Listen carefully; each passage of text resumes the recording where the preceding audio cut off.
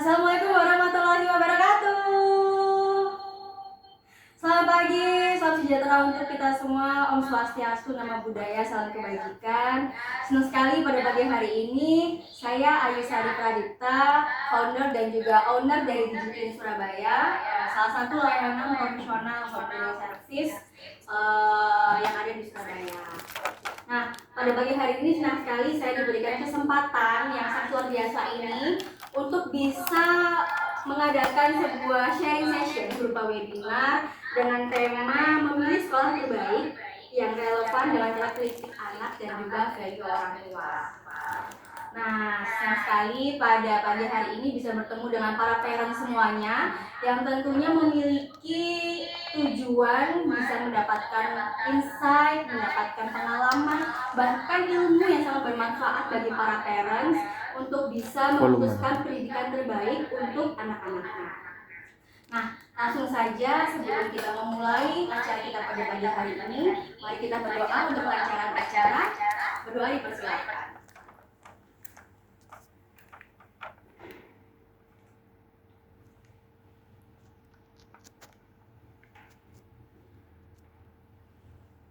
Berdoa selesai. Nah, selanjutnya kita akan memperkenalkan speaker terbaik kita pada pagi hari ini. Kita sambut Elisa Widyakusuma, Sarjana Ilmu Komunikasi. Beliau adalah public speaker, news presenter, dan juga content creator. Parents, saya bunda semuanya, senang sekali pagi ini bisa diundang sama Digitin dan juga Ibu Ayu selaku owner dari Digitin. Terima kasih atas kesempatannya dan juga terima kasih kepada parents semua yang sudah meluangkan waktunya untuk mengikuti webinar hari ini mengenai cara cerdas bagaimana kita memilih sekolah untuk anak. Terima kasih ya Bu Ayu. Sama-sama Bu Elisa. Senang banget kamu sharing-sharing kayak gini Bu, apalagi teman-teman Ibu dan semua dan bisa bermanfaat nantinya. Amin. Dan memberikan pencerahan tentunya ya Bu Ayu dan untuk parents semua bagaimana nanti memilih sekolah anak. Nanti di sini kita juga akan bercerita pengalaman pribadi kayaknya lebih klik gitu ya. Yes. Gak hanya sekedar teori aja kan. Jadi ya insya Allah bakal dapat banyak hal yang bermanfaat di sini. Amin, amin. Sebenarnya itu adalah tujuan diadakannya webinar ini untuk bisa kita ngobrol-ngobrol bareng, sharing session secara santai dan berbagi ilmu baik dari speaker kita maupun dari Bapak Ibu semua. Parents juga nanti boleh apabila ada sharing-sharing yang mau disampaikan maupun nanti di sesi Q&A. Oke, langsung saja untuk mempersingkat waktu, mungkin saya akan menjelaskan secara singkat apa sih kira-kira topik yang akan kita bahas pada pagi hari ini. Seperti yang saya bahas sebelumnya, kita akan mengulas mengenai bagaimana sih cara memilih sekolah terbaik untuk anak kira-kira yang relevan dengan karakteristik anak dan juga value orang tua. Nah, kenapa harus relevan dengan karakteristik anak dan juga value dari orang tua? Karena setiap anak memiliki karakteristiknya sendiri-sendiri nih parents.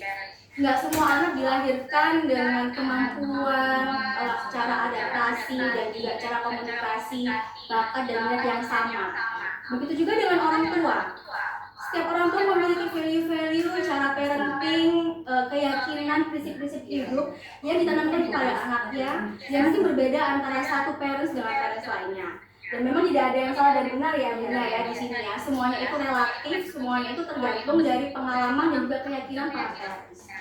Nah, oleh karena itu memang pemilihan sekolah ini adalah salah satu hal yang sangat pribadi karena tidak semua orang tua memiliki preferensi yang sama. Nah, mungkin saya sampaikan dulu ya beberapa sekolah yang ada di Indonesia saat ini kan memang berbagai macam ya Elisa ya. Ada sekolah negeri, ada sekolah swasta nasional, juga ada sekolah swasta internasional. Betul. Begitu juga kurikulumnya macam-macam ya. Ada kurikulum Merdeka 2024 yaitu kurikulum yang pemerintah Indonesia miliki saat ini. Kemudian juga ada kurikulum Cambridge. Ini adalah kurikulum yang berasal dari Universitas Cambridge. Fokusnya adalah melatih daya kritis dan juga analisis kurikulum yang paling banyak di dunia. Kemudian juga ada kurikulum IB atau International Baccalaureate. Ini adalah kurikulum dari Geneva, Swiss. Dan kurikulum ini fokusnya pada creative thinking, emotional intelligence, keterampilan intelektual, dan juga keterampilan sosial. Nah, selanjutnya juga ada di kurikulum Montessori. Kurikulum ini berasal dari Italia, fokusnya pada pengembangan karakter dan juga pengarahan diri. Nah, kembali lagi nih, ini baru dari segi kurikulum ya Bunda ya. Sudah banyak pilihannya. Nah, belum nanti dari segi value atau kemampuan orang tua. Tentunya setiap orang tua memiliki kemampuan finansial yang berbeda-beda ya Bunda ya. Itu juga sangat mempengaruhi dari keputusan yang akan Bunda ambil nantinya. Kira-kira mau menaruh anaknya di sekolah yang seperti apa. Nah, oke, mungkin untuk mempersingkat waktu langsung saja kita mulai materi pada pagi hari ini. Kepada Elisa Widya Kusuma, waktu dan tempat saya persilahkan. Mohon izin ya, ayah bunda parents, saya ada PowerPoint yang mungkin bisa memudahkan bagi parents semua yang mengikuti webinar ini untuk sambil melihat bersama gitu, memudahkan pemahamannya. Oke, perkenalkan, saya Elisa Widya, Sarjana Ilmu Komunikasi dari UNER Surabaya. Untuk hari ini saya memilih judul Cara Cerdas Memilih Sekolah untuk Anak. Nah, sebelum memulai, ya kan ada kata-kata tuh jasa tak kenal maka tak sayang. Betul. Ya, kebetulan kita udah kenal. Nah, kalau parents semua, nanti kalau sudah kenal hati-hati terlalu sayang.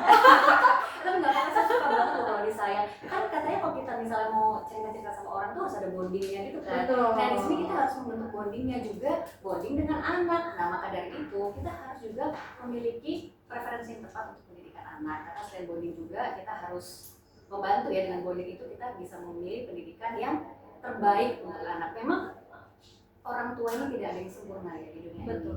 Tapi kembali lagi selama kita mau terus belajar, terus melakukan koreksi diri, tentu kita bisa memberikan yang terbaik untuk anak. Dan tentunya harus kita pahami bersama bahwa setiap anak itu unik, punya keunikan masing-masing. Kita tidak bisa memaksakan kamu harus B harus C.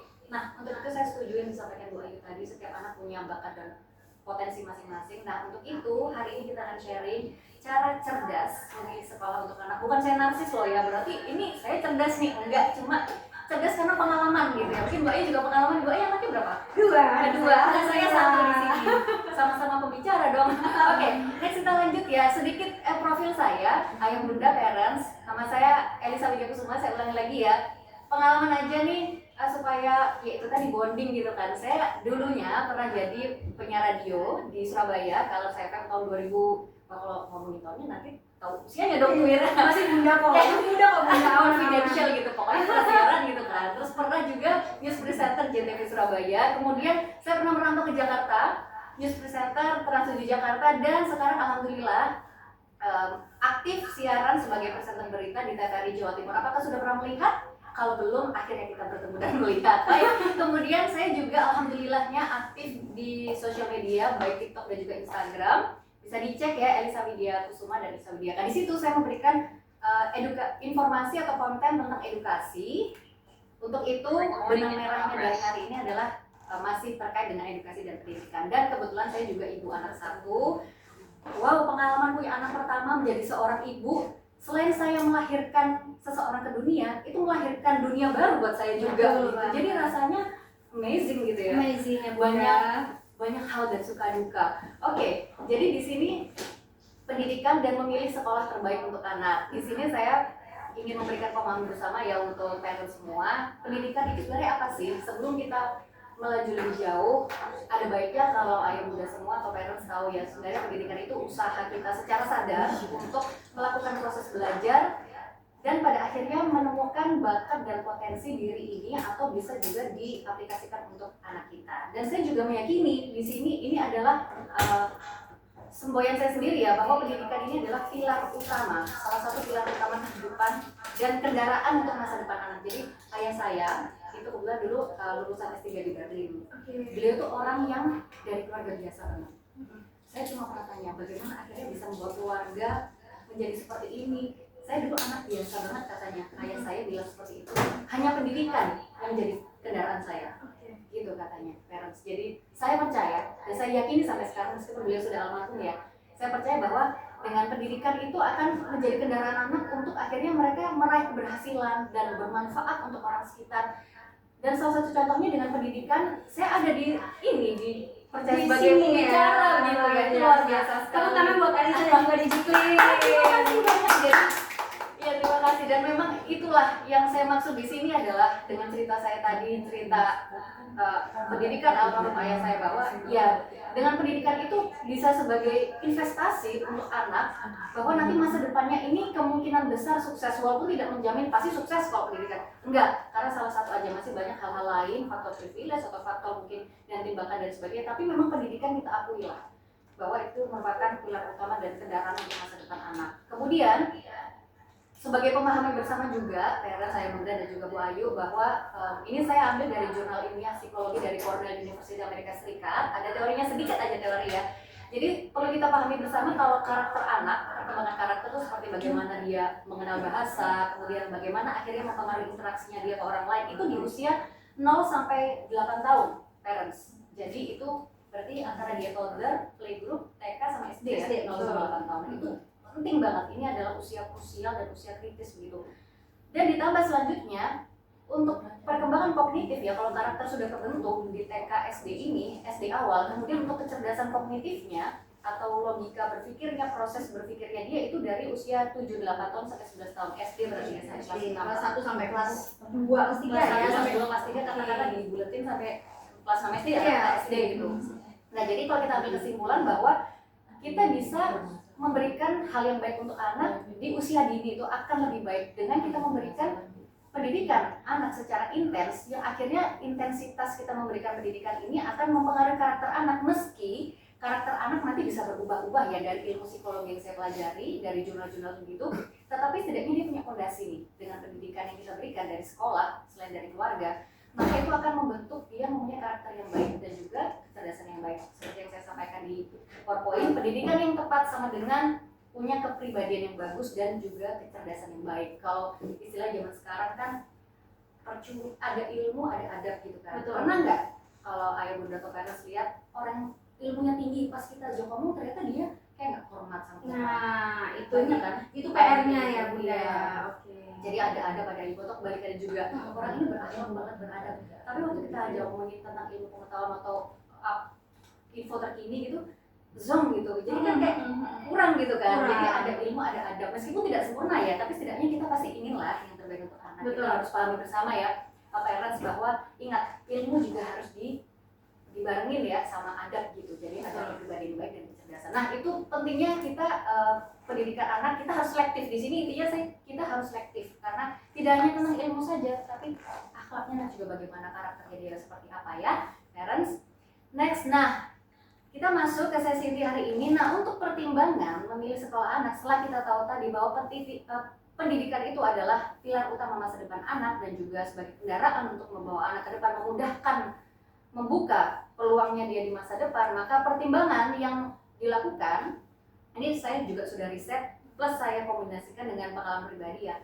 Saya selalu melihat dari dua aspek, faktor internal parents dan juga eksternal. Nah, apa sih yang dimaksud aspek internal? Jadi aspek internal itu dari nilai keluarga, family values dulu dari kita sendiri keluarga. Kemudian parents, kalau untuk faktor eksternal itu di luar keluarga, jadi ya kita melihat dari lingkungan sekitar, dari sekolahnya itu sendiri ya. Untuk pertimbangan memilih sekolah anak ada dua. Ini untuk membantu memudahkan ya, melihat aspek internal dari kita dulu, kemudian aspek atau faktor eksternal. Nah, untuk faktor internalnya saya buat 3 poin: memahami karakter anak, kemudian yang kedua ini Wahyu menetapkan value orang tua, dan ketiga budget orang tua. Budget ini menarik ya, tapi nanti kita bahas. Oke, yang pertama itu memahami karakter anak. Setuju nggak sih kalau kita harus tahu karakter anak? Harus. Ayo milih sekolah anak yang pertama ya. Karakter anak dicari tahu nggak? Pasti dong. Pasti. Justru saya milih sekolah itu yang fit dengan karakter anak saya, bukan dibalik. Ya kan, benar. Oke. Karena kebanyakan sih orang tua yang mungkin kurang aware dengan gimana cara memilih sekolah untuk anak, biasanya mereka itu tanya dulu ke sekitar, Bunda, anaknya di mana? Oh, di SDA B C. Nah, begitu mereka cari SDA B C, mereka cek dulu mana yang oke, baru anaknya nyesuaiin ke sekolahnya. Itu kan kebalik ya. Harusnya kan anaknya seperti apa karakternya. Nah, setelah tahu karakternya seperti apa, kita carikan sekolah yang fit dengan karakter anak, sehingga karakter yang baik itu bisa semakin maksimal, dan karakter yang mungkin perlu di boost itu bisa lebih sedikit lebih baik daripada sebelumnya. Jadi memang setuju ya. Betul. Memang ada memang mungkin orang tua yang parents saya pengalaman, tapi di sini kita juga punya pemahaman yang sama ya, bahwa kita berangkat dari diri kita sendiri dulu lah di mana-mana ya. Jadi untuk memahami karakter anak dulu, saya juga dulu seperti itu. Jadi yang pertama untuk memahami karakter anak kita lihat dulu nih. Di sini saya sampaikan ya, ada perilaku anak, komunikasi sama anak itu unik. Jadi perilaku anak kita lihat dulu tuh, emang karakter anak gimana sih gitu. Nah, jadi kita lihat tuh kalau interaksi sama orang lain kayak gimana. Dia termasuk yang pasif atau agresif gitu kan, yang blak-blakan gitu, atau yang asertif nih, hati-hati. Atau yang dia pasif kayak malu-malu banget. Dan kemudian bagaimana kepercayaan dirinya, kemudian jiwa kepemimpinannya seperti apa, kemandiriannya seperti apa, kita bisa melihat. Terus, oh ya, yang harus kita ingat, apa yang dia suka sama nggak suka, yang kira-kira dia itu yang bikin bahagia itu apa sih gitu kan. Jadi kaitannya apa dengan karakter anak ini? Kita pengen anak ini sekolah bukan sesuatu yang bikin dia nggak seneng gitu. Karena ada guru di sekolah anakku bilang, Bu, kalau misalnya mau memotivasi anak sekolah, jangan bilang ayo berangkat sekolah, tapi ayo yuk hari ini ada materi tentang misalnya ibadah, terus nanti ada belajar, ada teman-teman dari sekolah internasional main nih atau apa. Jadi sebenarnya belajar sih, tapi kita pakai bahasa yang lain. Nah, kita bisa tahu nih kecenderungannya kemana parents. Oh, anak ini suka yang hal-hal berbau internasional atau seni mungkin, atau sains. Itu temannya anak saya ada tuh yang umur 5 tahun 4 tahun udah suka planet-planet. Nah, jadi itu bukan hal yang nggak mungkin gitu, anak suka sains, seni, macam-macam, atau matematika mungkin angka ada tuh yang suka hitung-hitungan, ada loh. Jadi menurut saya memang penting sekali untuk kita memahami karakter anak ya. Dan kemudian, nah gimana caranya ya, kita ajak komunikasi aja. Kalau saya caranya nih, tips sedikit, jangan kayak wawancara gini, misalnya kamu duduk sini, ayo kamu suka apa sih? Jangan gitu, anak jadi merasa tertekan kan. Jadi takut ya. Iya, kita sambil makan permen kayak es krim, ajak ngopi, kayak bener-bener kayak bestie gitu loh. Terus kayak gimana tadi kamu ketemu sama teman gimana? Terus kamu suka nggak sih binatang itu lucu nggak? Kamu suka tadi ke kebun binatang, atau kamu tadi suka ke museum tadi nggak? Kita bisa tahu kan, oh akhirnya anak kita kecenderungannya seperti apa, kurang lebih seperti itu. Dan harus kita pahami bersama.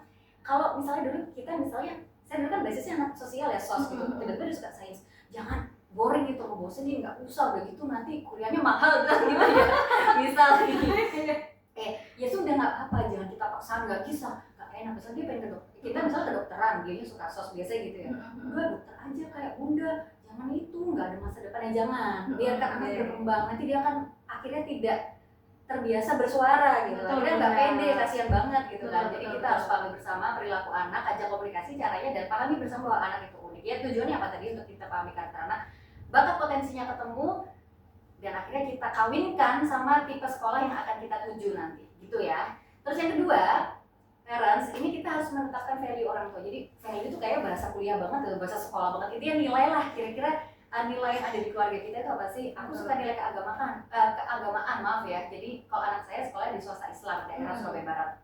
Ya karena saya ingin membangun fondasi agama. Ada juga yang di Surabaya Barat itu yang internasional, yang lebih universal gitu ya, dengan guru-gurunya itu dari luar negeri. Ya nggak masalah gitu. Jadi itu mungkin value-nya mainnya seperti itu, atau value yang kembali lagi sekolah negeri yang kenegaraan, nggak masalah. Jadi nanti dari karakter anak ketemulah value yang kita jadikan pedoman bagaimana kita menjalani kehidupan keluarga, kita kawinkan nih karakter anak, value. Nah kalau udah dapat, yang terakhir budget. Betul. Budget nggak pasti kita ini yang jajan pengeluaran primer, sekunder, tersier gitu kan. Untung-untung bisa nyampe tersier nih gitu kan. Kalau budget sekolah pasti masuk primer dong gitu. Betul. Nah kalau budget memang kita intinya harus hitung banget kita punyanya berapa, jangan dipaksakan gitu. Karena kalau dipaksakan ya kitanya akhirnya kayak nggak enak sendiri, karena kan itu adalah suatu komitmen. Kita tidak hanya membayar uang pangkal sekolah, tapi nanti di sepanjang 1 tahun 2 tahun berjalan proses pembelajaran itu akan banyak mengeluarkan study tour. Kemudian tiba-tiba ada kegiatan-kegiatan sekolah kan, pengalaman nggak sih? Belum kado kalau ada temennya ulang tahun menyesuaikan dengan sekolahnya ya bunda ya. Bener-bener yang kayak tuntutan nggak sih? Betul. Swasta yang swasta bangun sendiri mungkin akan lebih mudah ya sebetulnya, tapi kembali lagi ya, preferensi orang-orang beda-beda gitu, kita harus menghargai. Ya seperti itulah, jadi budget itu tidak hanya uang di depan ya, uang muka, tapi ingat harus komitmen, bisa nggak, mampu nggak gitu. Karena kita ini ya secara dipikir secara rasional aja, economical status itu penting banget. Jadi bukan berarti wah dia kok bisa sekolah yang mahal kita enggak. Ya sudah, kalau pengen sekolah yang bagus ya orang tua kerja keras gitu kan, atau ya sesuai kemampuan dulu lah. Tapi insya Allah kalau kita ingin yang terbaik untuk anak, karena anak tuh amanah dari orang tua, insya Allah Allah akan memberikan rezekinya ke kita. Tentu harus kita jemput dengan cara yang halal ya. Baik, kalau gitu kalau kita tadi sudah tahu faktor internal, next baru nih yang seru, faktor eksternal. ada pengalaman nggak? Banyak. Kalau sekolah kamu biasanya Banyak. kunjungi dulu nggak sih Bu Ayu? Pasti dong, Gimana tuh? pasti akan Cari yang paling dekat dulu apa gimana? pasti akan research yang paling dekat dari rumah ya, pastinya paling dekat dari rumah. Yang pasti nanti setelah faktor internal selesai, kemudian saya pilih ini ada beberapa, mungkin ada 5 sekolah yang sesuai dengan faktor internal. Nah dari 5 itu saya akan grading mana yang paling dekat dari rumah, kemudian fasilitasnya seperti apa, prestasi dari murid-muridnya juga seperti apa, terus kira-kira ya lebih ke nilai-nilai yang diambil sekolah itu visi misinya seperti apa, outputnya itu seperti apa, gitu. Itu penting banget ya, memang Itu penting walaupun banget. PR ya, kayaknya kalau kita udah tahu udahlah sekolahnya, cuma memang tidak mudah. Nah, saya juga setuju banget sama Bu Ayu ya. Setelah kita tahu nih value apa, kita lebih mudah untuk tahu value dari faktor internal tadi, lebih mudah kan ya. Nah ini faktor eksternal yang sebenarnya banyak tantangannya, karena kan itu sesuatu di luar keluarga begitu. Jadi yang pertama memang kita harus tahu, pertama kurikulum tadi ya, banyak sekali kan kurikulumnya sudah cocok atau belum gitu. Kebetulan waktu anak saya dulu pengalaman, saya pengen yang agama gitu kan, agama muslim gitu, tapi ada beberapa sekolah muslim yang nggak ada bahasa Inggrisnya. Nah saya pengen yang muslim juga tapi dia nggak ketinggalan zaman gitu loh, masih bisa ada bahasa Inggrisnya, speakingnya masih everyday ya, bilingual bilingual, terus jadi ya ada nih, berarti akhirnya anak saya sekarang sekolah di situ gitu. Saya pengennya waktu itu kayak gitu, kelasnya pribadi ya, kalau mungkin parents beda-beda gitu. Jadi dari tipenya juga mau swasta atau negeri, atau jarak juga penting banget. Penting banget. Capek nggak sih kalau misalnya pakai antar jemput atau antar sendiri sih? Antar jemput sendiri. Antar jemput sama ada mbaknya di rumah. Oh iya sih gitu. Karena kalau kejauhan, kalau saya baca beberapa jurnal atau literatur ya, biasanya sih jarak itu maksimal 20 menit sekali berangkat sih. 20 menit itu maksimal ya, maksimal. Karena kalau lebih dari itu takutnya anak itu udah bosan di jalan, udah boring. Terus kan kadang-kadang kalau anak kecil moodnya udah turun, itu akan effort ya buat naikin moodnya lagi ya. Gitu sih. Wah ini menarik nih, 20 menit ya. Maksimal, itu maksimal ya Bunda ya. Lebih pendek, lebih bagus. Lebih mempengaruhi mood. Kayak aku pernah dengar juga ya, cuma kalau untuk waktu 20 menit kalau ilmu baru nih. Saya jadi belajar sama Bu Ayu. Anak dua lebih senior gimana nih gitu. Saya di sini masih anak pertama, anaknya cowok semua, cewek. Cowok semua, cuma yang sekolah masih satu. Satunya benar. Enggak bercanda ya. Tapi bukan boleh ya Bunda ya. Jadi omongan ibu gitu. Baik, kita kembali lagi ya. Memang kembali lagi jarak itu penting sekali, dan mungkin ada ilmu baru dari Bu Ayu ya, bahwa 20 menit tadi, karena kalau jarak saya ke sekolahnya anak saya kayaknya lebih dari 20 menit, karena kebetulan rumah saya kayak Surabaya perbatasan gitu kan. Cuma memang karena masih TK ya, mempengaruhi moodnya banget. Tapi ya itu tantangan, terserah pilihan ayah bunda juga dan parents gitu. Kemudian fasilitas. Betul. Yang saya lihat waktu itu, saya berkunjung memang ke beberapa sekolah, tapi karena saya memilih sekolah muslim, jadi saya lihat sekolah yang muslim ya. Dari fasilitas kelas, kemudian tempat bermainnya, kemudian lapangan untuk halaman ekstrakurikuler, aula sekolah ya, betul. kemudian lobi tempat penjemputan, lapangan parkir kayak gitu-gitu, fasilitas kayak kantin dan tambahan musola gitu, itu juga jadi pertimbangan. Kemudian prestasi, jadi apa aja prestasi yang pernah dihasilkan sama sekolah tersebut, kan biasanya ada piala-piala tuh. Betul. Terus di depan kita bisa melihat banyak atau sedikit, meskipun sedikit enggak sebagai indikator juga bahwa sekolah ini jelek, enggak. Mungkin ya memang mereka sibuk di acara internalnya. Atau ada yang juga fokus untuk promo bahwa ini banyak nih siswa-siswa yang berprestasi, jadi macam-macam. Intinya kita harus benar selektif, hati-hati dan jeli banget, karena banyak juga sama aja sekarang gitu, sekolah swasta dan negeri maupun internasional kejadian-kejadian yang tidak diinginkan kan. Betul. Katakanlah, mohon maaf ya, ada pelecehan seksual, bullying gitu. Itu serem banget serius. Jadi Itu serem saya banget sih. tidak menjamin waktu sekolah mahal itu pernah ada di Jakarta ya. Jakarta. Nggak mau nyebutin nama sekolahnya, pokoknya ada lah, international school itu bullying dan segala macam gitu. Jadi memang kita harus benar-benar riset sekolah dengan baik dan hati-hati itu yang tadi saya sampaikan, tipe, jarak, fasilitas, kurikulum dan prestasi. Betul. Ada eksternal. Jadi intinya langsung lebih gampangnya sih nggak via telepon, kita langsung ke sekolah. Datang langsung ya Bu ya, lihat langsung. Iya. gimana sih lingkungan sekitar sekolahnya. Oh ya, Ya, kalau menurut saya ada sebenarnya. tambahan lagi sih, lingkungan sekitar sekolahnya itu seperti apa. Karena kan sekolah itu ada yang di lingkungan perumahan, Iya, iya. ada di lingkungan yang mungkin sekolahnya di perbatasan yang ternyata sebelah-sebelahnya itu agak perkampungan. Ada juga yang seperti itu ya Bunda ya. Meskipun international school, dia mencari lahan yang luas tapi dia harus di perbatasan. Iya, Sehingga sebelah-sebelahnya itu kan agak-agak perkampungan mungkin. Iya, Itu juga harus jadi bahan pertimbangan para parents. Itu juga ya menurut saya itu juga jadi Lingkungan, lingkungannya saya ya. juga sih. Jadi Gitu sih. saya juga dulu melihat kira-kira iya ada juga yang misalnya perkampungan, ada yang memang perkotaan, metropolitan dan sebagainya. Ya kembali lagi apa yang membuat orang tua dan anak nyaman. Kalau bisa ajak anak nggak atau saya ajak anak saya, ajak kan? saya ajak. Terus saya tanya kira-kira gimana Kak, sekolahnya bagus nggak, suka nggak? Berarti Saya tanya, saya ajak kan? saya ajak, terus saya ajak keliling sekolahnya. Suka mami atau nggak suka, ini terlalu besar, aku nggak suka gitu juga ada. Karena saya juga pernah saya ajak ke satu sekolah internasional yang gede banget memang, apa namanya, luas areanya. Saking besarnya sampai anak saya tuh takut gitu Bu. Oh, bisa gitu. Ini terlalu luas, ini Bunda nggak mau, yang agak kecil aja itu ada juga yang kayak gitu. Oh, jadi kalau yang terlalu terbuka mungkin dia ngerasa nggak nyaman ya, karena kayak banyak mata memandang, dia ingin mungkin private juga betul. ini. Ada juga yang kayak gitu. Putra putri parents mungkin ada juga yang punya pengalaman sama kayak Bu Ayu ya. Kalau anak saya juga waktu itu saya ajak dan alhamdulillah dari beberapa sekolah akhirnya dia suka sama yang dia tuh melihat bukan kelas bukan apa, lebih ke gurunya. Ya waktu itu ketemu guru, jadi saya ngeliat anak saya lebih melihat interaksi sama orang ya. Jadi kalau sekolah dia kayak mungkin belum paham di situ ya. Cuma dia melihat ke gurunya bagaimana menyapa halo gitu. Ada yang langsung ke orang tua, ada yang atensi ke anak dulu. Nah anak saya suka yang dia diperhatikan gitu. Ya, mungkin sindrom anak pertama mungkin ya. Iya. Pengen diperhatiin gitu, nggak masalah. Oh dia seperti itu ya sudah. Saya akhirnya memutuskan oke, yang sekolah yang ini dengan budget sekian, dengan jarak sekian dan sebagainya. Jadi memang kapasitas guru, kemudian suasana sekolah dan kapasitas itu juga harus kita lihat bersama parents dan Bu Ayu bahwa jumlah gurunya itu kira-kira sesuai nggak dengan nanti jumlah murid di kelas. Saya pengalaman, jadi saya melihat muridnya katakanlah 15 ya, kalau negeri biasanya hampir 30, kalau swasta 15. Ada berapa guru di dalamnya gitu, kalau misalnya satu guru satu kelas, terus kira-kira ada guru pendamping nggak gitu tuh perlu dilihat juga. Terus melihat kualitas gurunya, komunikasinya seperti apa, kira-kira cuek nggak, karena pernah ada pengalaman juga study tour guru-gurunya cuek gitu ya dari sekolah lain gitu, dan akhirnya viral di sosial media bahwa ini study tour sekolah A dan B beda nih, yang B itu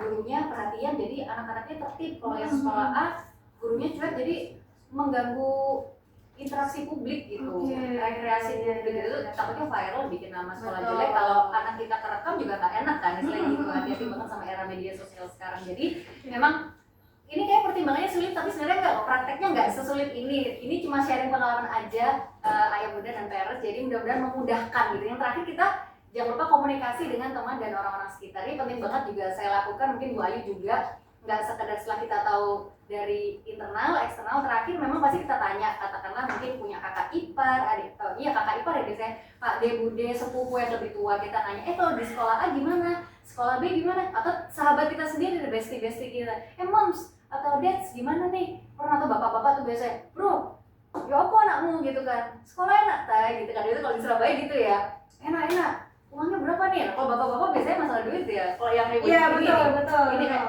menteri keuangan yang mana nih? Ini mana yang biasanya gitu ya. Tapi beda-beda. Ada yang mungkin sistemnya patungan, ada yang full ayah, ada yang full ibu, nggak masalah. Yang penting kita bisa memberikan yang terbaik untuk anak. Apapun itu perjuangan di baliknya. Betul Bunda. Silahkan. Tapi memang kalau untuk masalah biaya sekolah ya, kalau lebih baik memang sudah direncanakan dari anak itu lahir sih Bunda.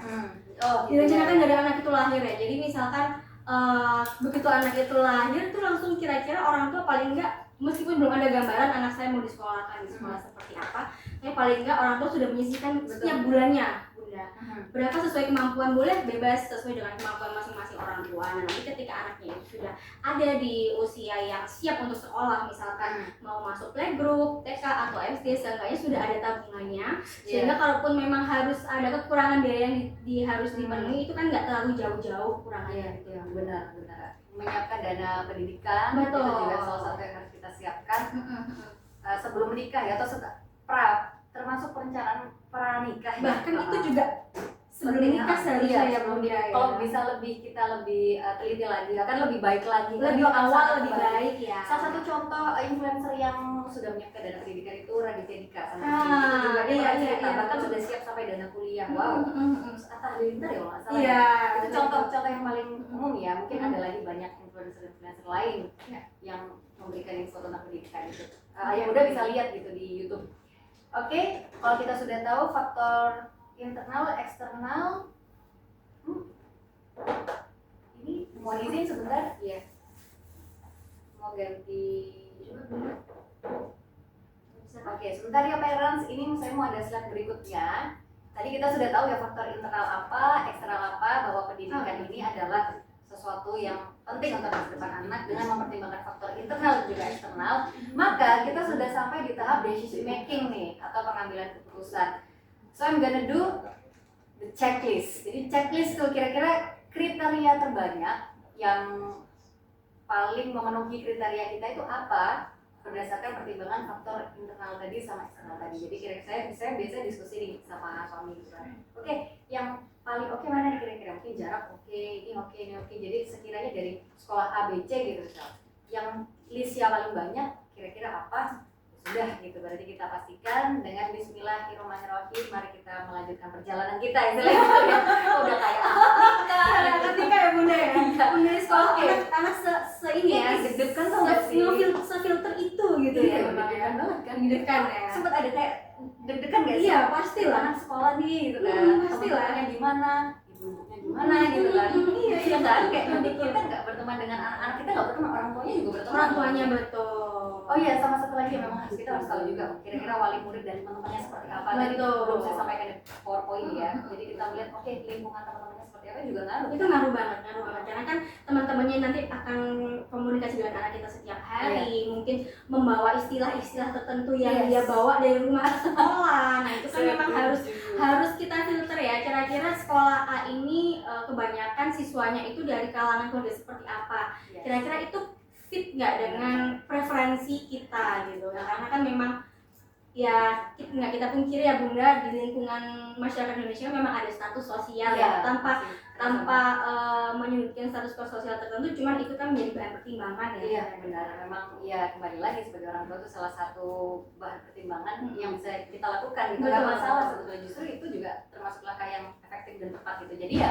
kembali lagi kalau kita sudah tahu checklistnya tadi, ya itu tadi kita tanya kepada diri sendiri, ke pasangan dan juga ke anak, apakah sudah sesuai dengan karakter anak, sudah sesuai dengan value keluarga, terus apakah sekolahnya nih sudah dirasa benar-benar tepat, dan terakhir tidak hanya siap tapi juga yakin. Sama kayak pernikahan katakanlah, sudah siap kamu sudah yakin nggak gitu. Yakin tuh kayak benar-benar beda loh, orang kalau dari siap ya siap lah gitu. Kalau misalnya siap kamu kerja di perusahaan A gitu, siap yakin kamu sama perusahaan A. Jadi anak kayak kelihatan dari bahasa tubuh anak itu kita bisa lihat loh. Jadi kayak karena aku dari ilmu komunikasi ya, bahasa tubuh itu yang mendeliver hampir 70-80% dari supaya kita bisa melihat orang gitu. Jadi saat anak kita tanya, oke sayang, kamu suka sama sekolah ini, kamu siap sekolah? Mau ya. Kamu yakin suka sama gurunya? Tapi mak, kita tanya lagi gitu ya. Ini harus dievaluasi lagi ya Bu. Itu hal yang itu juga berlaku dalam semua lini kehidupan ya, Betul. untuk pasangan, untuk anak, untuk ya masa depan semuanya. Ini jadi motivasi, motivator. Oke. Oh, masih ada lagi next. Terakhir, thank you for your participation, parents. Belum pamitan ya, tapi pokoknya aku mau ucap terima kasih buat yang sudah bergabung. Terus ada satu quotes buat parents semua dan juga Bu Ayu dan teman-teman di Jiklin semua di sini. Ketika Tuhan menitipkan seseorang padamu, maka jagalah ia, karena nggak semua orang bisa merasakan itu. Untuk menjadi orang tua semua di luar sana parents rebutan, bahkan ada yang menunggu belasan tahun.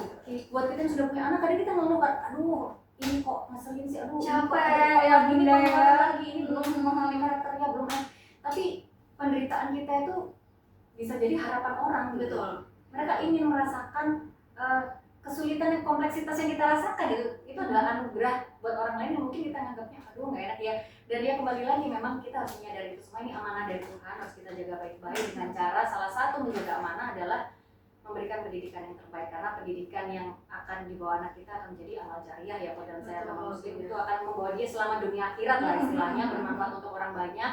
Dan perlu kita pahami bersama, sekali lagi bahwa setiap anak itu karakternya unik-unik, harus kita hargai, hormati. Inilah tugas kita sebagai orang tua untuk bisa menggali potensi, mengarahkan bakatnya kemana dengan memilih sekolah yang baik, karena sekolah adalah kendaraan bagi mereka. Dan kalau misalnya ada suka duka dalam proses kita memilih sekolah, atau mungkin kemarin playgroup salah nih, misal masukin lebih dulu di playgroup, tahu gitu nggak masuk toddler nih, langsung TK aja nggak masalah. Yang penting kita sebagai orang tua, nggak pernah ada orang tua yang sempurna. Selama kita masih mau melakukan evaluasi sama koreksi diri, dan ingat, tempat ternyaman untuk anak sekolah kedua ya. Yang pertama adalah orang tua. Orang tua. Yang paling bikin bahagia itu adalah orang tua. Jadi semua kuncinya ada di kita. Tugas kita untuk memilih pendidikan dan sekolah yang terbaik untuk anak. Gitu, Bu Ayu. Luar biasa. Kita beri tepuk tangan yang meriah buat speaker kita, Ibu Elisa. Kasih pencerahan ya, mudah-mudahan ya. Ini dari pengalaman aja, mungkin masih banyak sejuta pengalaman yang lain, tapi mudah-mudahan pengalaman aku pribadi juga bisa sedikit membantu lah. Bisa, sangat bisa. Alhamdulillah. Bisa ya. Jadi apa yang dialami oleh Elisa belum tentu dialami oleh orang lain. Begitu juga sebaliknya. Apa yang dialami oleh para parents juga belum tentu saya alami ataupun Elisa alami. Jadi melalui webinar ini itulah fungsinya, kita saling sharing, kita tidak menggurui, tapi kita benar-benar memberikan insight yang berguna. Kita juga sharing, nanti ada pengalaman, ada tanya jawab juga begitu. Nah, ini karena materinya sudah selesai, mungkin kita akan memasuki ke Q&A ya. Para parents ya. Ini saya lihat di sini ini banyak sekali sih ini yang udah bertanya. Alhamdulillah. Ya ampun, terima kasih loh kepada para parents yang udah menunjukkan semangatnya untuk webinar pada pagi hari ini. Ini saya jadi bingung menjawabnya gimana nih, ada 24 pertanyaan ini Elisa nih. Kita bacain satu-satu atau kita saya nurut sama Bu Ayu. yang Yang gimana? Oke, baik. Ini kita baca dari awal dulu ya. Kita baca pertanyaan dari Anita Ikawati dari Sidoarjo. Izin bertanya Ibu, bagaimana tips dan trik kita sebagai orang tua dalam menyiapkan pendidikan anak dalam jangka panjang, dari mulai segi biaya, lingkungan pendidikan di masa depan, agar nanti anak kita mendapatkan pendidikan yang terarah sesuai bakatnya, sehingga potensinya bisa berkembang. Perlukah melakukan tes minat bakat anak sejak dini, sehingga anak bisa langsung diarahkan dan masukin sesuai potensi bakatnya? Apakah dampak negatif jika orang tua salah memilih sekolah anak? Oke, jadi mungkin ada beberapa yang sudah dijawab ya. Tadi sebenarnya ini bagaimana tips dan trik sebagai orang tua menyiapkan pendidikan, tadi mungkin sudah ada di materi. Kemudian yang kedua itu perlukah melakukan tes minat bakat anak sejak dini sehingga bisa langsung diarahkan masuknya ke yang mana sekolah seperti apa gitu, mungkin maksudnya yang Bunda ya. Itu yang belum terjawab.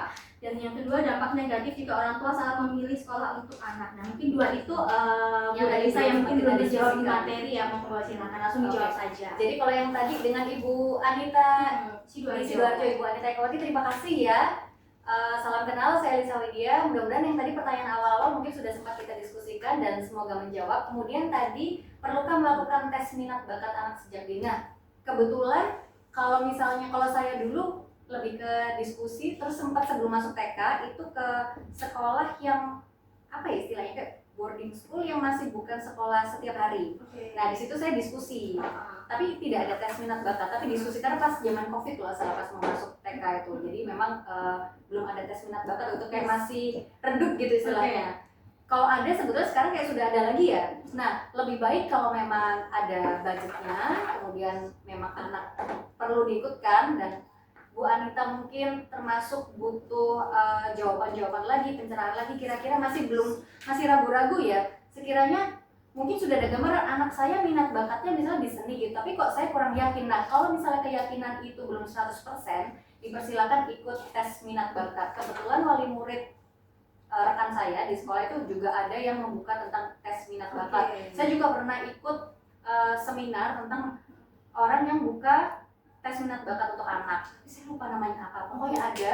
Dan kalau perlu memang diikutin aja, kok nggak salah biaya nggak terlalu mahal, 200-300 ribu lah sekali ikut. Dan itu berpengaruh sekali untuk kita bisa tahu kira-kira anak ini arah bakat dan potensinya kemana. Kalau misal Bu Anita masih belum yakin 100%. Tapi kalau misal sudah yakin, udah nggak perlu dengan kita diskusi sama orang terdekat, sama pasangan, sama orang tua atau mertua, cukup ya nggak masalah gitu. Tapi ada juga kan yang orang tua kayak masih belum yakin, komunikasi yang mungkin masih agak kaku dengan anak, nggak masalah. Kalau memang butuh bantuan profesional, dipersilakan. Itu akan lebih apalah yang membuat Ibu Anita nyaman gitu. Dipersilakan kok Bu Anita, boleh segera diikutkan tes minat bakat. Kalau nggak salah sekarang kan sudah mau pergantian tahun ajaran kan, ya. Bahkan yang swasta kemarin tuh udah mulai open house Iya, di bulan Januari sama Desember 2023 juga sudah mulai sudah ada open house yang kemarin.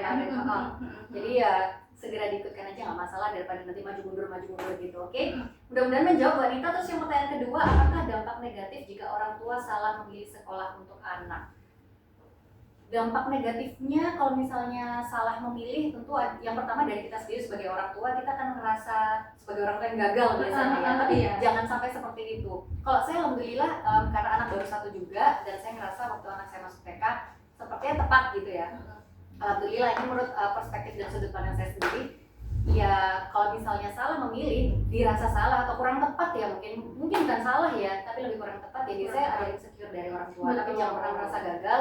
Yang penting tadi sudah saya sampaikan, kita harus terus mengevaluasi dan belajar. Itu dampak negatifnya, mungkin kita merasa sebagai orang tua yang gagal, tapi jangan sampai. Kemudian bisa jadi anak akhirnya ngerasa tidak nyaman.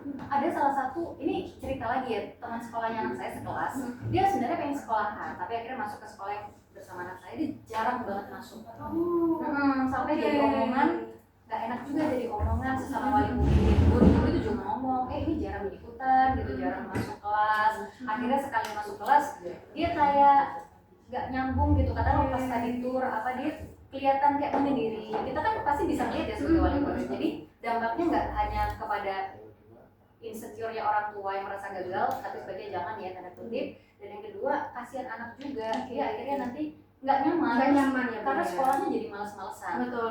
Tujuan kita pendidikan itu untuk memberikan yang terbaik untuk anak, dapat ilmu, dapat akhlak yang baik, pengembangan kepribadian yang baik. Justru dia nggak dapat itu semua, udah malas-malesan, kita keluar duit juga. Sayang banget. Jadi ada 3 hal yang saya garis bawahi di sini. Orang tua mungkin bisa merasa gagal, tapi sebagai kita hindari. Kedua, tidak efektif untuk masa depan anak. Dan yang ketiga, pengeluaran akan lebih banyak dan uang itu akan hilang dengan sia-sia ya. Jadi kalau memang nggak yakin, kembali lagi silakan tes minat bakat dan berujung supaya tidak merasa salah untuk memilih sekolah anak. Luar biasa jawaban dari Ibu. Mudah-mudahan membantu ya buat saya. Oke.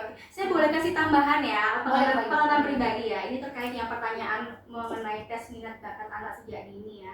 Jadi saya itu awal tahun ini itu saya pernah datang di salah satu pameran pendidikan. Di situ itu selain sekolah-sekolah, di situ juga ada vendor yang membuka tes fingerprint.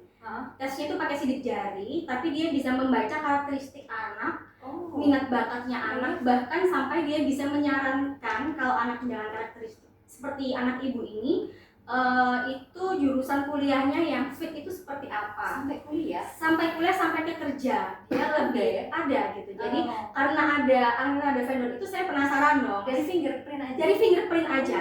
Jadi kan macam-macam ya Bunda ya cara tes itu ya, ada psikotes macam-macam kan. Tapi ini ada yang dari fingerprint. Jadi anak kebetulan karena menarik, anak saya dua-duanya saya ikutin nih. Dua-duanya emang yang kecil mau yang gede saya ikutin semuanya. Cukup pakai fingerprint 10 jari. Kemudian hasilnya 1 minggu kemudian gitu selesai dikirim juga full reportnya, itu tebal banget bukunya, bahkan dijelasin sama psikolognya. Di situ bisa ngebaca bakat minat anak, dari anak itu introvert atau extrovert. Oke. Kemudian anak itu love language-nya itu seperti apa? Iya, itu sampai dibaca love language-nya. Ternyata anak saya itu suka physical touch sama word of affirmation. Anak saya yang pertama itu physical touch-nya. Kemudian selain itu juga ada penilaiannya, dia itu cara belajarnya anak seperti apa. Anak itu kan cara belajarnya beda-beda ya Bunda. Ada cara belajar anak itu yang melalui do something. Jadi anak itu belajarnya nggak dengan baca. Anak-anak tuh macam-macam cara belajarnya, ada yang dengan membaca, ada yang dengan mendengarkan audio, ada yang dengan melihat video, ada yang dengan do something langsung. Nah kebetulan anak saya itu dua-duanya cara belajarnya itu dengan do something. Kayak mamanya. Bisa juga ya. Iya gitu. Jadi anak saya itu nggak bisa belajar dengan duduk membaca buku seperti di kelas pada umum itu anak umumnya saya nggak bisa. Ternyata dia belajar itu dengan dosen praktikal gitu berarti. langsung praktikal Orang yang mungkin nggak terlalu senang teori tapi cenderung iya, gitu nggak sih? betul Gitu. betul. Jadi mungkin kalaupun pelajaran matematika, anak saya mungkin sukanya tuh langsung kayak ini ada case misalkan di sini ada sedotan 10. Nah, sedotan 10 ini mungkin penjumlahan pengurangan perkaliannya menggunakan sedotan itu. Ada alat bantunya gitu, bukan menghafalkan kayak 2 ditambah 1 sama dengan 3, enggak seperti itu anak saya, tapi dia harus do something dengan itu. Menarik banget.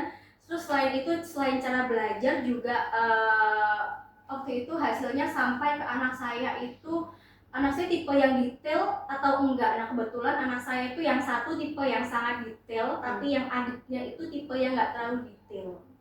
Jadi perbedaannya adalah dia nanti ngaruhnya ke kemampuan dia bereaksi terhadap tekanan.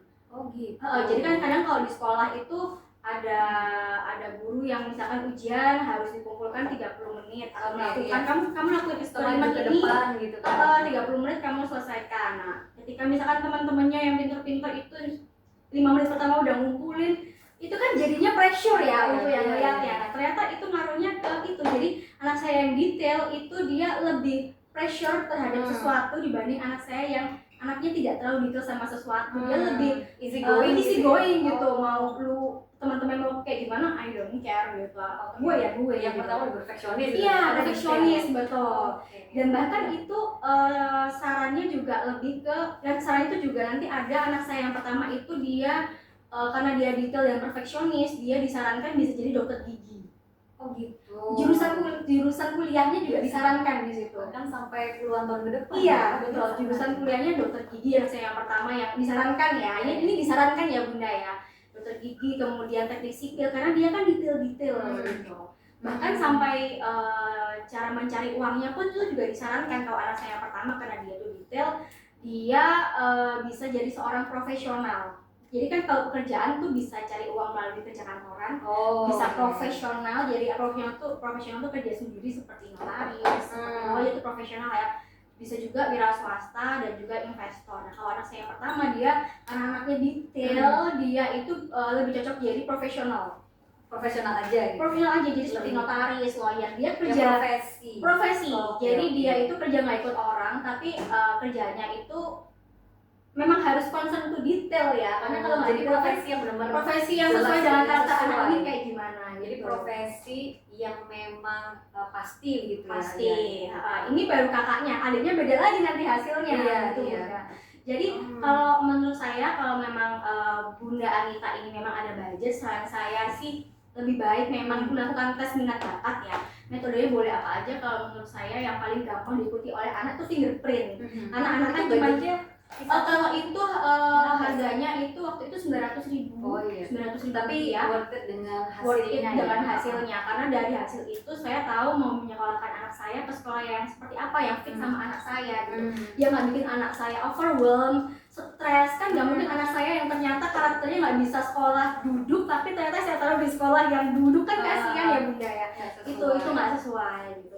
Menurut saya kalau memang Bunda ada budget dan memang concern memberikan sekolah yang fit kepada anak, lebih baik memang tes ya, apapun cara metode tesnya lebih baik memang tes sih. Tapi yang fingerprint ini menarik ya. Ini menarik karena itu mudah ya. Mudah dan pasti sampai beberapa puluh tahun ke depan tuh sudah kelihatan. Oke, baik. Kemudian kita lanjut ya Bunda ke pertanyaan selanjutnya. Ini pertanyaan Ibu Desta Risa Purnama. Bagaimana menjelaskan kepada orang tua yang memiliki anak istimewa yang ingin anaknya disekolahkan di sekolah formal, sementara di samping kesadarannya bahwa setiap anak berhak mendapatkan pendidikan yang sama.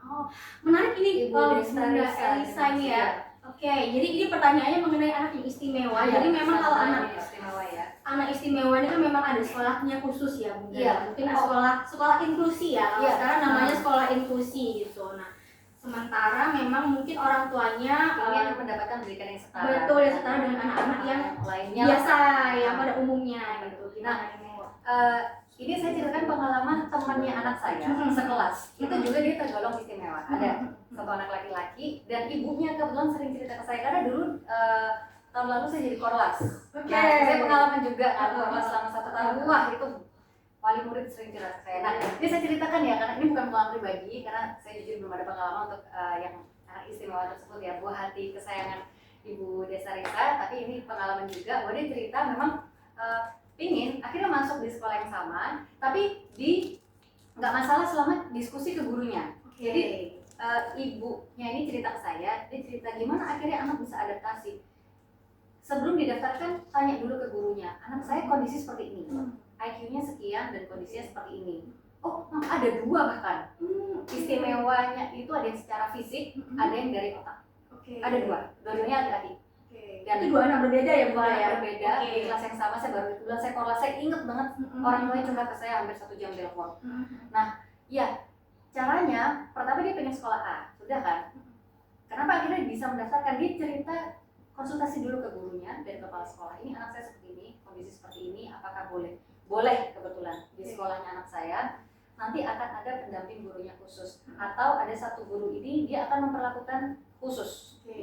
Khususnya seperti apa? Bukan disendirikan, bukan, tapi tetap ada khususnya adalah guru itu akan effort 2-3 kali lebih perhatian ke anak-anak reguler supaya bisa bersatu karena mungkin kondisi sekarang nggak memungkinkan. Tapi dengan pola asuh guru di sekolah itu bisa mengubah dia loh jadi lebih baik. Contohnya dari TKA kemarin ke TKB pesat yang secara fisik dia akhirnya ada perkembangan yang dari kemampuan otak pun dia ada loh perkembangan gitu loh. Dengan gurunya melakukan setara gitu.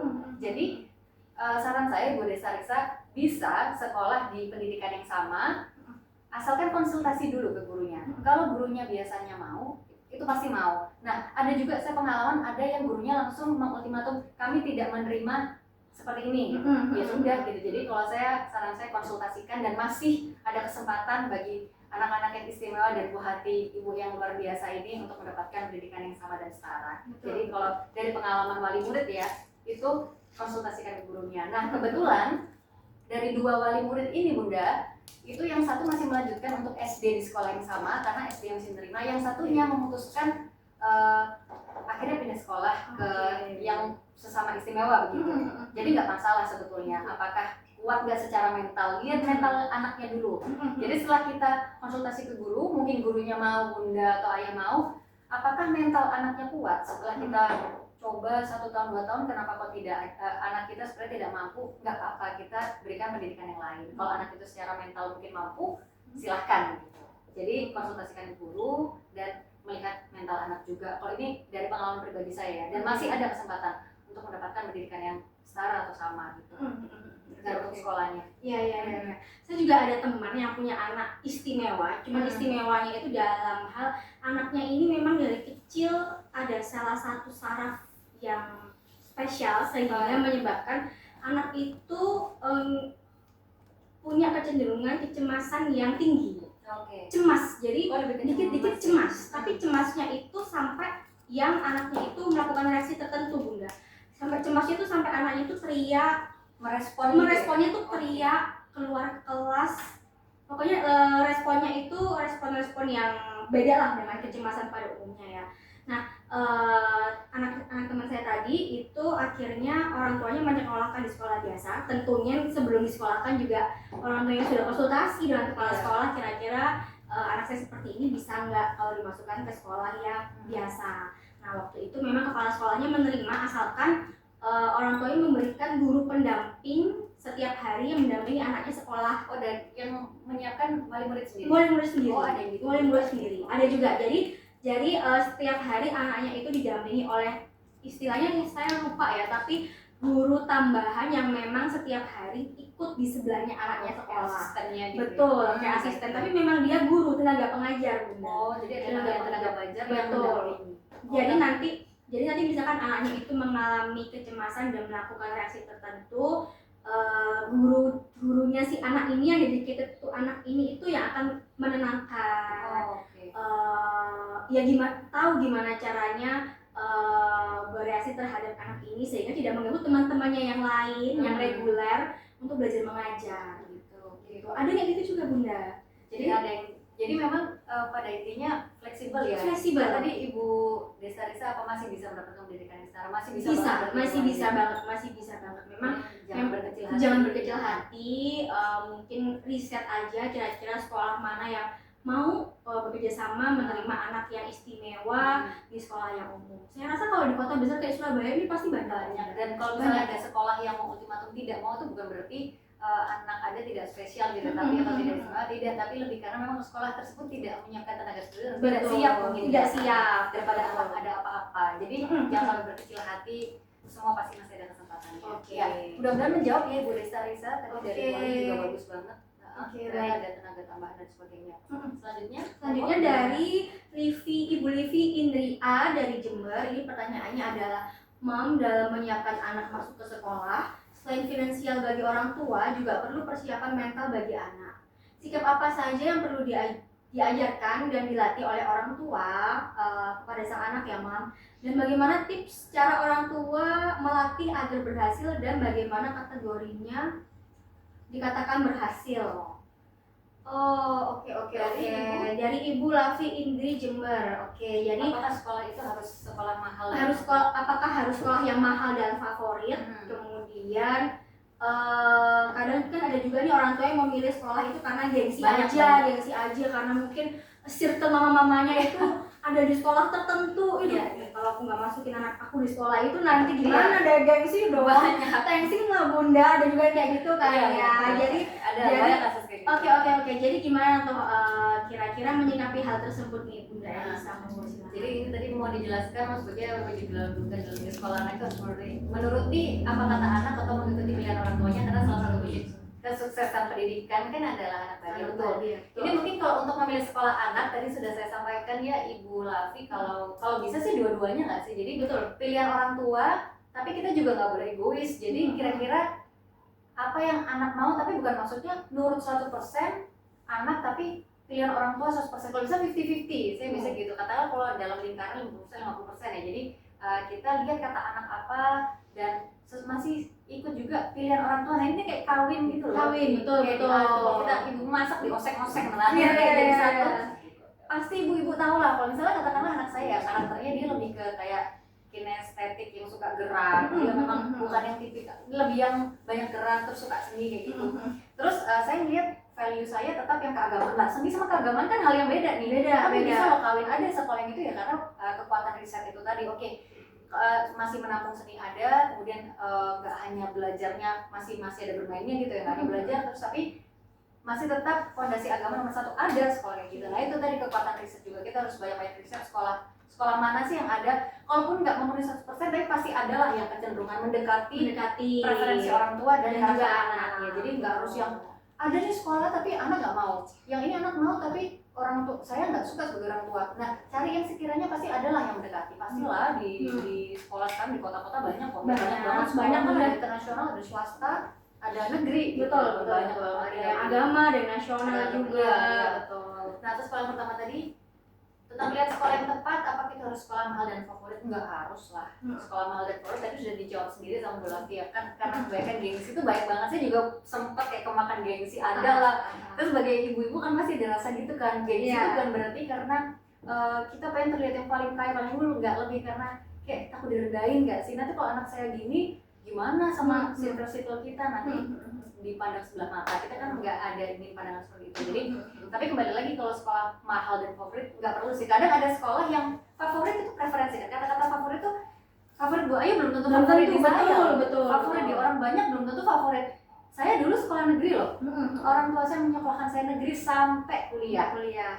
Banyak yang bilang negeri bukan favorit, tapi orang tua saya favorit loh. Punya negeri terus. Negeri karena kan orang pemerintahan ya, suka negeri. Di mata orang saya, di mata orang tua saya dulu, sekolah negeri itu favoritnya beliau. Mungkin ada juga yang katakan suami saya itu sekeluarga swasta terus sampai kuliah kan. Bagi orang tuanya swasta favorit gitu. Ya, jadi itu relatif ya Bunda ya. Favorit itu tergantung preferensinya siapa ya. Betul. Jadi kalau masalah mahal favorit itu kayak kembali ke masing-masing deh. Contoh terdekat kayak saya sama suami saya tadi, suami saya dari latar belakang swasta kuat banget, saya negeri, kakak saya negeri semua sampai kuliah. Ya sudah gitu, kayak beda-beda ya. Jadi kalau orang bilang favorit ya udah itu berarti sudut pandangnya mereka gitu, jangan berkecil hati lah istilahnya begitu. Kemudian ya karena faktor engagement tadi, jadi benar-benar menjawab ya apakah harus sekolah mengenal dan favorit, jawabannya enggak, karena setiap orang sudut pandang beda-beda. Dan apakah harus menuruti anak dan pilihan orang tua? Iya, dengan dikawinkan, ya seimbang lah. 50-50 tadi ya. 50-50 tadi. Oke. Value orang tua seperti apa, karakter dan keinginan anak seperti apa, kita cari yang bisa kawin nih, jadi win solution. Anak happy, orang tua juga happy, akhirnya kan nanti akan berdampak positif kepada anak juga orang tua. Dicari aja, kalaupun ada sekolah yang nggak terlalu pas, tapi pasti ada lah yang mendekati. Ada. Ya tadi makanya saya sampaikan checklist aja, misal dari 5 ketentuan nih, jaraknya kurang oke, tapi kok sekolahnya bagus, gurunya bagus, oke. Ada yang jaraknya oke, tapi sekolahnya apa? Jadi kita lihat, kita checklist kriteria terbanyak tadi apa, itu tadi. Nah, checklist yang paling banyak itu, lah checklist yang paling banyak itu kira-kira yang akan, oh ini sekolah ini nih yang paling pas untuk anak kita. Yes, gitu. that's right. Tepat banget. Thank you Bunda Lavi. Makasih ya Bu Lavi. Oke, selanjutnya ada Bunda Rena ya, sebentar. Rena, baik kita cari terlebih dahulu. Oh ini ini. Bunda Rena, oke, saya bacakan izin Kak Elisa saya dipanggil Kak ya. Berarti masih muda ya? Iya ya. Alhamdulillah. Masih 26 juga ya, masih muda lah Bunda. 26 ya, iya. Seneng loh ada yang ngomong saya usia 26. Ada yang ketawa di situ, katanya bahagia banget yang di situ ketawanya ya. Suaminya di belakang. Enggak gitu. Oke, izin Kak Elisa mau bertanya bagaimana jika kalau sudah menerapkan riset sekolah, lingkungan, dan kapasitas gurunya, tapi di pertengahan pembelajaran ternyata ada perilaku guru atau teman sebayanya yang bertindak kurang baik pada anak kita. Solusinya bagaimana ya? Terima kasih. Oke, terima kasih Bu Rena. Saya jawab lagi ya sambil mencoba menerangkan. Jadi kalau selain sekolah lingkungan sama kapasitas guru kualitasnya ya sudah. Oke, tapi ternyata pada setelah saat masuk sekolah, sudah pembelajaran, ya, ternyata ada kendala nih. Kendalanya kendalanya itu di perilaku gurunya yang kurang, ada perilaku guru yang mungkin tidak berkenan dari orang tuanya, kemudian ada teman-teman sebayanya tuh yang bertindak kurang baik pada anaknya. Oke. Solusinya bagaimana? Kebetulan, nah kembali lagi, untungnya saya kemarin tuh pengalaman korlas 1 tahun. Jadi itu ada hampir 3, ya kan dibagi 2 kelas ya, tapi kalau di total saya korlas dari benar-benar yang waktu itu TKA, jadi ada 25 wali murid, bayangin banyak ya Bunda ya? Banyak, kita saya wow, tahu lah rasanya menampung masukan dari bunda-bunda ini ya. Dan ya memang ada yang bercerita bahwa memang kadang ada yang anak kita misal mendapatkan perilaku nggak enak, katakanlah maaf ya didorong gitu, atau kayak kamu waktu itu ada pengalaman juga, anak saya cerita anak perempuan terus dia itu makannya banyak, jadi agak bukan usia, size badannya itu lebih besar daripada teman-temannya ya, gemuk gitu loh. Nah, terus katanya itu dibully sama anak saya, cerita, kamu gendut gajah gitu, serius. Terus cerita memang ada perilaku yang seperti itu. Contoh, ada satu lagi yang memang misalnya dia pakai kacamata nih karena emang suka baca, dibully lah, tuh ngapain sih pakai kacamata kayak apa, orang culun kayak gitu tuh ada, terus didorong, terus akhirnya disetrap lah, dihukum, dicakar juga ada tuh. Kayak fisik itu ya Bunda ya? Kirim foto ke saya tuh Bunda, jadi ini anak saya, kasih tahu dong bundanya ini anak saya tuh baru dicakar, ini ngirim ke saya, minta saya sampaikan ke orang ini, jadi kayak saya tengah gitu loh. Banyak memang kasus seperti itu. Terus ada yang cerita juga ada kebijakan dari guru, wali murid bilang, saya nggak suka kebijakan guru yang ini, gurunya kok ini karena saya ke anak yang lain kok enggak gitu. Jadi memang banyak kasus seperti itu. Dan kalau solusi menurut saya ya, kalau pengalaman pribadi ya, karena dulu kebetulan di sekolah saya ada korlas itu tadi ya, itulah fungsi korlas ya, untuk penengah atau perantara penjembatan antara wali murid dan juga gurunya gitu. Sampaikan ke yang sekiranya bisa sebagai penengah ya. Kalau memang tidak ada korlas, karena katanya di beberapa sekolah kan sudah meniadakan korlas juga karena nanti akan ada kesenjangan, takutnya korlas itu dispesialkan gitu kan sama guru-guru. Kalau misalnya tidak ada korlas, dicoba sampaikan langsung ke gurunya atau bagian kayak wali kepala sekolahnya yang sekiranya bunda itu nyaman atau ayah itu nyaman untuk berkonsultasi. Kan pasti ada tuh, atau mungkin dulu waktu pertama kali mau masuk sekolah ada yang sering kontak sama kita via WhatsApp, entah itu perwakilan wali murid kayak gitu, pasti ada di sekolah yang bisa kita ajak diskusi yang kita nyaman gitu.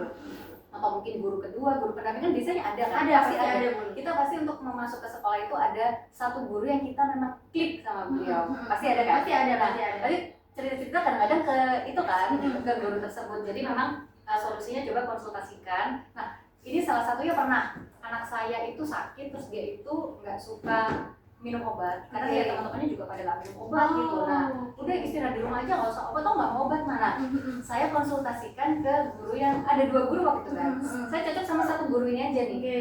Saya telepon, bisa nggak video call anak saya minum obat gitu. Akhirnya mau gitu. Jadi ya itu solusinya. Saya tuh selalu kunci kehidupan ini sebenarnya komunikasi. Komunikasi. Betul, Soalnya- komunikasi kuncinya Bun. Betul, Komunikasi betul. aja kok. Saya pengalaman pribadi sejauh ini masih itu ya, mungkin Wahyu ada pengalaman. Kalau saya sih sejauh ini karena dulu saya pernah korlas, terus saya juga pengalaman sama anak saya pribadi, saya lebih ke komunikasi pokoknya. Kayak misalnya anak saya nggak mau sekolah udah 2 hari kayak lagi capek gitu, saya ngomong lah ke guru yang saya cocok ini, Bu B lah, kata Bu A sama B, saya bilang ke Bu B, ini anak saya kayak agak males-malesan nih, coba kasih motivasi, dikirimin voice note gitu. Halo, kamu ke sekolah dong, kangen nih, terus dikirimin voice note teman-teman kelasnya. LJ enak, ayo ke sekolah gitu. Oke, Kalau lucu Bu A, ya. kalau Bu A belum tentu. Oke. Nah itu dia, jadi memang kita harus ada lah dekat sama salah satu guru. Salah satu gurunya tuh harus penting ya Bun, supaya kalau ada apa-apa di sekolah Komunikasi. tentang anak kita itu pasti kita dapat info A1 nih, Iya, ya kan? info A1. Info A1 langsung seketika itu juga. Yes. Gitu, jadi komunikasi aja, Iya, solusinya iya. seperti itu. Kalau misalnya ada perilaku atau teman Mm-mm. sebayanya yang sekiranya mengganggu proses pembelajaran anak. Oke. Mungkin saya highlight ya untuk jawaban dari pertanyaannya Bunda Rena ya. Jadi kalau ini juga saya share pengalaman pribadi saya ya. Kalau misalkan ada perilaku guru yang kurang berkenan bagi parents, itu menurut saya itu dilihat dulu ya perilaku yang seperti apa yang kurang berkenan. Karena kan kembali lagi kita nggak bisa langsung ngejudge, kita harus tahu case-nya seperti apa, latar belakangnya apa sehingga kejadian itu terjadi. Bisa jadi itu hanya miskomunikasi. Ya, Tapi bisa jadi memang itu hal yang prinsipil yang ternyata orang tua nggak bisa tolerir. Misalnya mohon maaf mungkin ada pelecehan seksual mungkin. Iya. Kalau itu menurut saya kalau memang sudah ada guru yang melakukan pelecehan seksual itu harus langsung orang tua bertindak. Kalau menurut saya udah nggak bisa, itu udah fatal. Oh ya, Menurut kalau saya ya dari guru ya. guru ya. Tapi oke, kalau kalau case-nya pelecehan seksual ya Bunda ya. Kalau pelecehan seksual menurut saya itu harus dilaporkan ke kepala sekolah. Bahkan kalau misalkan sekolahnya kurang kooperatif, menurut saya memang harus ke kepolisian sih. Kalau kurang kooperatif ke sekolahnya ya langsung ke badan hukum ya. langsung ke badan hukum, karena kalau itu sih memang udah nggak bisa ditolerir ya Bunda, harus ya. segera dihentikan. harus supaya juga yang bersangkutan mendapatkan pelajaran ya. Tapi kalau bukan hal-hal yang prinsipil, mungkin hanya miskomunikasi dengan guru, itu kan masih bisa dibicarakan ya Bunda ya. Kembali lagi kalau pertanyaan mengenai guru itu tergantung case-nya Bunda ya. Jadi kalau memang Bunda merasa itu adalah hal prinsip yang tidak bisa ditolerir, ya menurut saya segera mencari sekolah lain. Tapi kalau memang itu hanya mungkin miskomunikasi, bisa dibicarakan, dialog dengan guru atau dengan kepala sekolah jika memang itu masih bisa ditolerir. Ya benar, tadi ya yang disampaikan Bu Ayu ini benar banget ya. Kalau tadi saya menyampaikan karena pengalaman saya hanya sebatas antara wali murid ya. Tadi benar banget yang Bu Ayu sampaikan kalau misalnya sampai ke perilaku guru. Betul. Karena alhamdulillah sejauh ini saya belum ada ya. Belum. Dan mungkin Bu Ayu sudah pernah ada pengalaman dari wali murid yang lain, langsung ke kepolisian ya, bahkan nggak apa-apa daripada ada korban yang lain. Pada nanti malah ke anak pindah sekolahnya. ya. Pindah sekolah kalau sudah menyangkut pelecehan seksual, menurut saya harus ditindak hukum dan pindah sekolah. Atau mungkin itu harus bullyingnya yang sampai benar-benar bullying mungkin betul. betul ya. Mungkin kalau sudah bullying yang parah, nggak parah pun juga sebenarnya nggak boleh ya. Iya. Ya. Bullying dan pelecehan seksual itu dua hal yang kalau di saya pribadi itu prinsip ketika itu terjadi, naudzubillah ya, jangan sampai, tapi ketika itu terjadi saya pasti akan langsung mengambil sikap. Kalau saya sih kayak gitu Bunda. Itu kalau menyangkut guru ya. Tapi kalau menyangkut teman sebaya, nah kembali lagi ini case by case juga ya bunda-bunda dan ayah ya. Kalau teman sebaya itu kan kita harus tahu case-nya seperti apa, ternyata yang salah siapa, pemicunya apa, kan kita harus tahu juga. Nggak semua kita sama ratakan ya ayah bunda ya. Kalau dulu itu anak saya pernah ada case, ini anak saya sendiri, saya ditelepon sama gurunya, katanya anak saya nyakar temennya. Oh iya. Anak saya yang nyakar. Padahal anak saya itu nggak seperti itu. Karena memang saya orang tuanya nggak pernah mengajarkan kekerasan ke anak, nggak pernah mencontohkan. Jadi saya merasa Ustazah kayaknya anak saya nggak mungkin kayak gitu kalau nggak dipicu. Saya yakin ini pasti anak saya dipicu Ustazah. Besok bisa nggak ketemu sama temennya anak saya yang dicakar anak saya sama orang tuanya, karena katanya orang tuanya nggak terima dicakar sama anak saya. Besoknya ketemu nih bunda, saya tanya ke anak saya, ternyata benar, langsung mediasi sama orang tua mediasi. Oke. Jadi saya yang minta mediasi karena saya merasa anak saya tuh nggak kayak gitu. Kalau anak saya nyakar pasti ada pemicunya. Ternyata benar, ternyata setelah ketemuan di mediasi anak saya bilang bahwa waktu itu COVID ya, ayah bunda ya. Ternyata masker anak saya ditarik sama temannya sampai patah. Jadi anak saya tuh emosi. Iya. Karena emosi dicaparlah temannya. Jadi ada pemicunya. Itu ketemunya setelah mediasi. Setelah mediasi. Karena ya mungkin itu tadi ya bunda, satu guru mungkin kan handle 15 sampai 20 anak kan nggak ngeliatin satu-satu. Mungkin pada saat kejadian guru cuma ngeliat nyakarnya aja, tapi nggak ngeliat pas narik maskernya gitu. Jadi anak-anak juga mungkin tidak bercerita secara lengkap kan juga bisa ya bunda. Akhirnya taunya cuma elang nyakar temannya gitu. Tapi saya karena tahu anak saya karakternya seperti apa, saya nggak percaya. Akhirnya setelah mediasi, insting seorang karena saya tahu anak saya, nggak mungkin anak saya kayak gitu. Jadi sampai nyakar. Betul, ternyata benar setelah di mediasi anak saya cerita, iya mami aku kemarin main sama temanku, terus temanku tuh lari-lari, maskerku ditarik sampai sengaja usil, jadi temennya tuh usil narik masker anak saya sampai copot. Marahlah anak saya, kan sakit sampai copot berarti kan sakit ya bunda. Refleks gini gitu, gini ke mukanya temannya, akhirnya mukanya kecakar. Nah itu hal seperti itu kan, ya memang anak saya salah mencakar temannya, tapi ada alasannya loh. Anak saya kayak gitu tuh defense. Sebenarnya yang salah kan temannya, kenapa kok anak saya nggak ngapa-ngapain tarik maskernya, betul. Jadi keseluruhannya masih ada sebab akibat gitu, jadi nggak yang disalahkan sepenuhnya. Betul. Gitu ya. Jadi harus tahu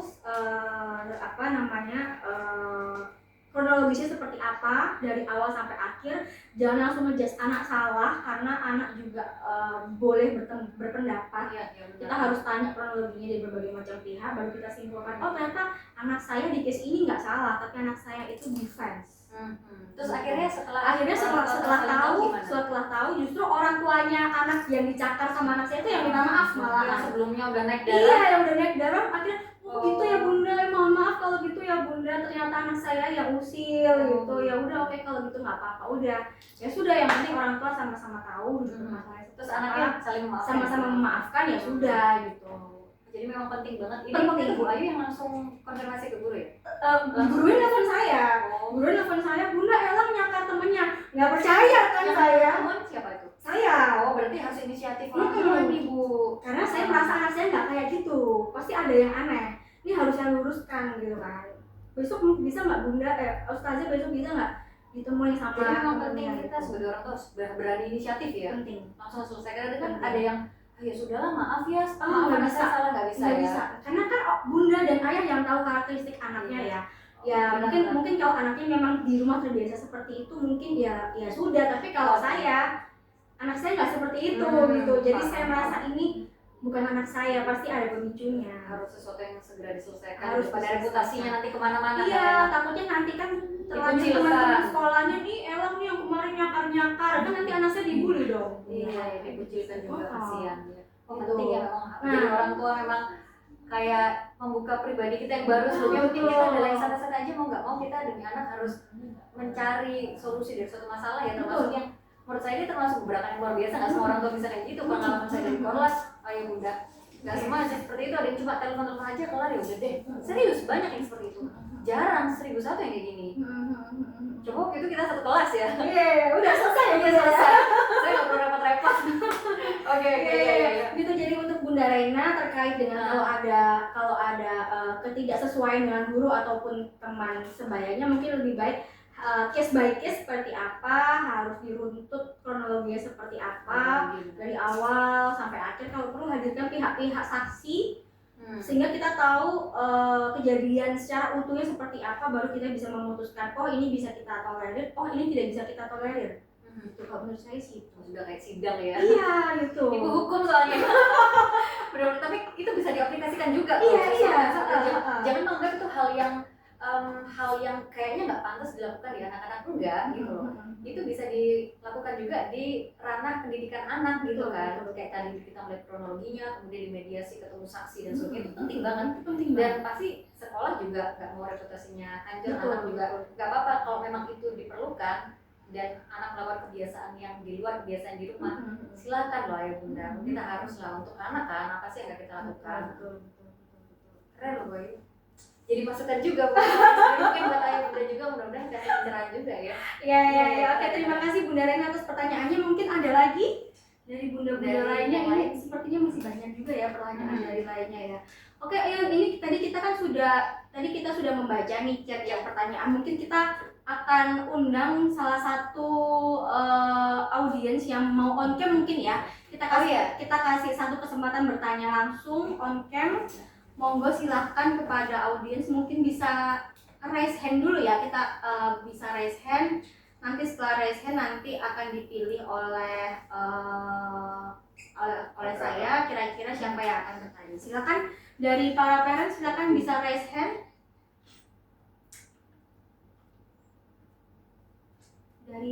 Dari hostnya mungkin bisa kelihatan ya, kayaknya dari hostnya baru kelihatan raise handnya mungkin ya. Kalau di co-host nggak kelihatan soalnya. Belum ada ya. Kalau ada yang mau apa? Ini nanya atau apa ini tadi? Boleh mungkin tadi kan karena kita membacakan pertanyaan, kan belum ada nih yang para ayah bunda yang on cam langsung ngobrol. Nah, ini kita kasih satu kesempatan untuk para parents, monggo bisa bertanya atau kalau nggak pertanyaan mungkin sharing boleh ya, sharing pengalaman pribadi boleh. Silakan nanti disampaikan aja, kita di sini berbagi pengalaman gitu ya. Udah cerita aja. Saya juga dapat banyak pengalaman baru dari Bu Ayu, mediasi tadi, kemudian tes bakat minat. Keren banget sih. Kayak saya juga dapat ilmu baru di sini. Oke. Ada parents. Monggo para parents. Para parents silakan kalau ada yang mau. Rosi. Oke, kepada Bunda Rosi. Kepada Bunda Rosi silahkan mungkin bisa di unmute dan juga on cam. Monggo Bunda Rosi silahkan. Silakan Bunda Rosi. Silakan on cam Bunda biar kelihatan wajahnya. Dipilih sama teman-teman dari Digiklin ya yang ada di balik Iya. Pilih Bu Rosi katanya. Monggo Bunda Rosi silakan bisa on cam. Ini sudah di unmute. Di sini. Sudah di unmute, tinggal on camnya Bunda silakan. Oh masih connecting ya audio. Kita kendala teknis. Gak apa-apa Bu Rosi, kita tunggu, dan yang lain kita ucapin terima kasih sekali lagi ya yang tadi sudah nanya, dan mudah-mudahan apa yang kita diskusikan tadi bisa ngejawab ya. Memang pelik keresahan Bunda dengan ayah-ayah tentang pendidikan pendidikan Indonesia ini ya. Karena kita temu gak hanya tentang memilih pendidikan, setelah kita memilihnya pun masih ada ternyata parents yang merasa kayak benar gak, bahkan keyakinan itu masih belum 100%. Makanya tadi saya sampaikan di PowerPoint yang terakhir, kan apakah Anda sudah yakin?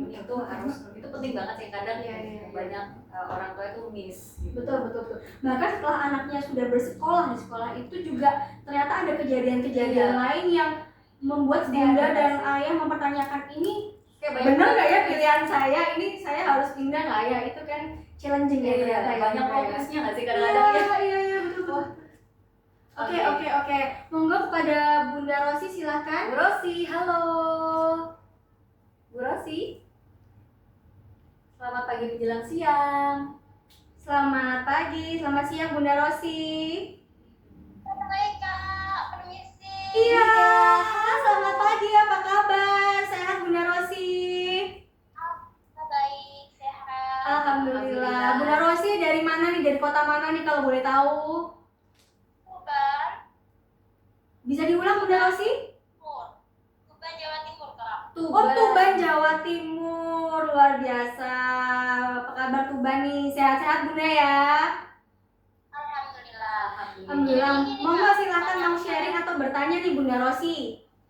Nah, jadi gini kan tadi itu menindaklanjuti dari statement yang Kakak ceritakan tadi kan terkait anak yang apa istilahnya usil, terus orang tuanya tidak terima dan lain-lain. Ini ada kasusnya juga sama. Jadi gini, sebenarnya anaknya itu dia itu juga bisa dikatakan usil, nakal. Terus kita konfirmasi ke orang tua, rupanya orang tuanya tidak terima. Anak saya baik di rumah, kok ibu mengatakan kalau anaknya nakal di sekolah gitu. Jadi dia tidak percaya kalau memang anaknya itu usil dan nakal. Sedangkan temennya itu yang merasa dijahili itu juga orang tuanya tidak terima. Bagaimana menyikapi hal itu? Terima kasih. Oke, baik. Terima kasih Bu Rosi dari Tuban sudah bergabung juga. Senang seneng ya dengar powernya gitu. ya.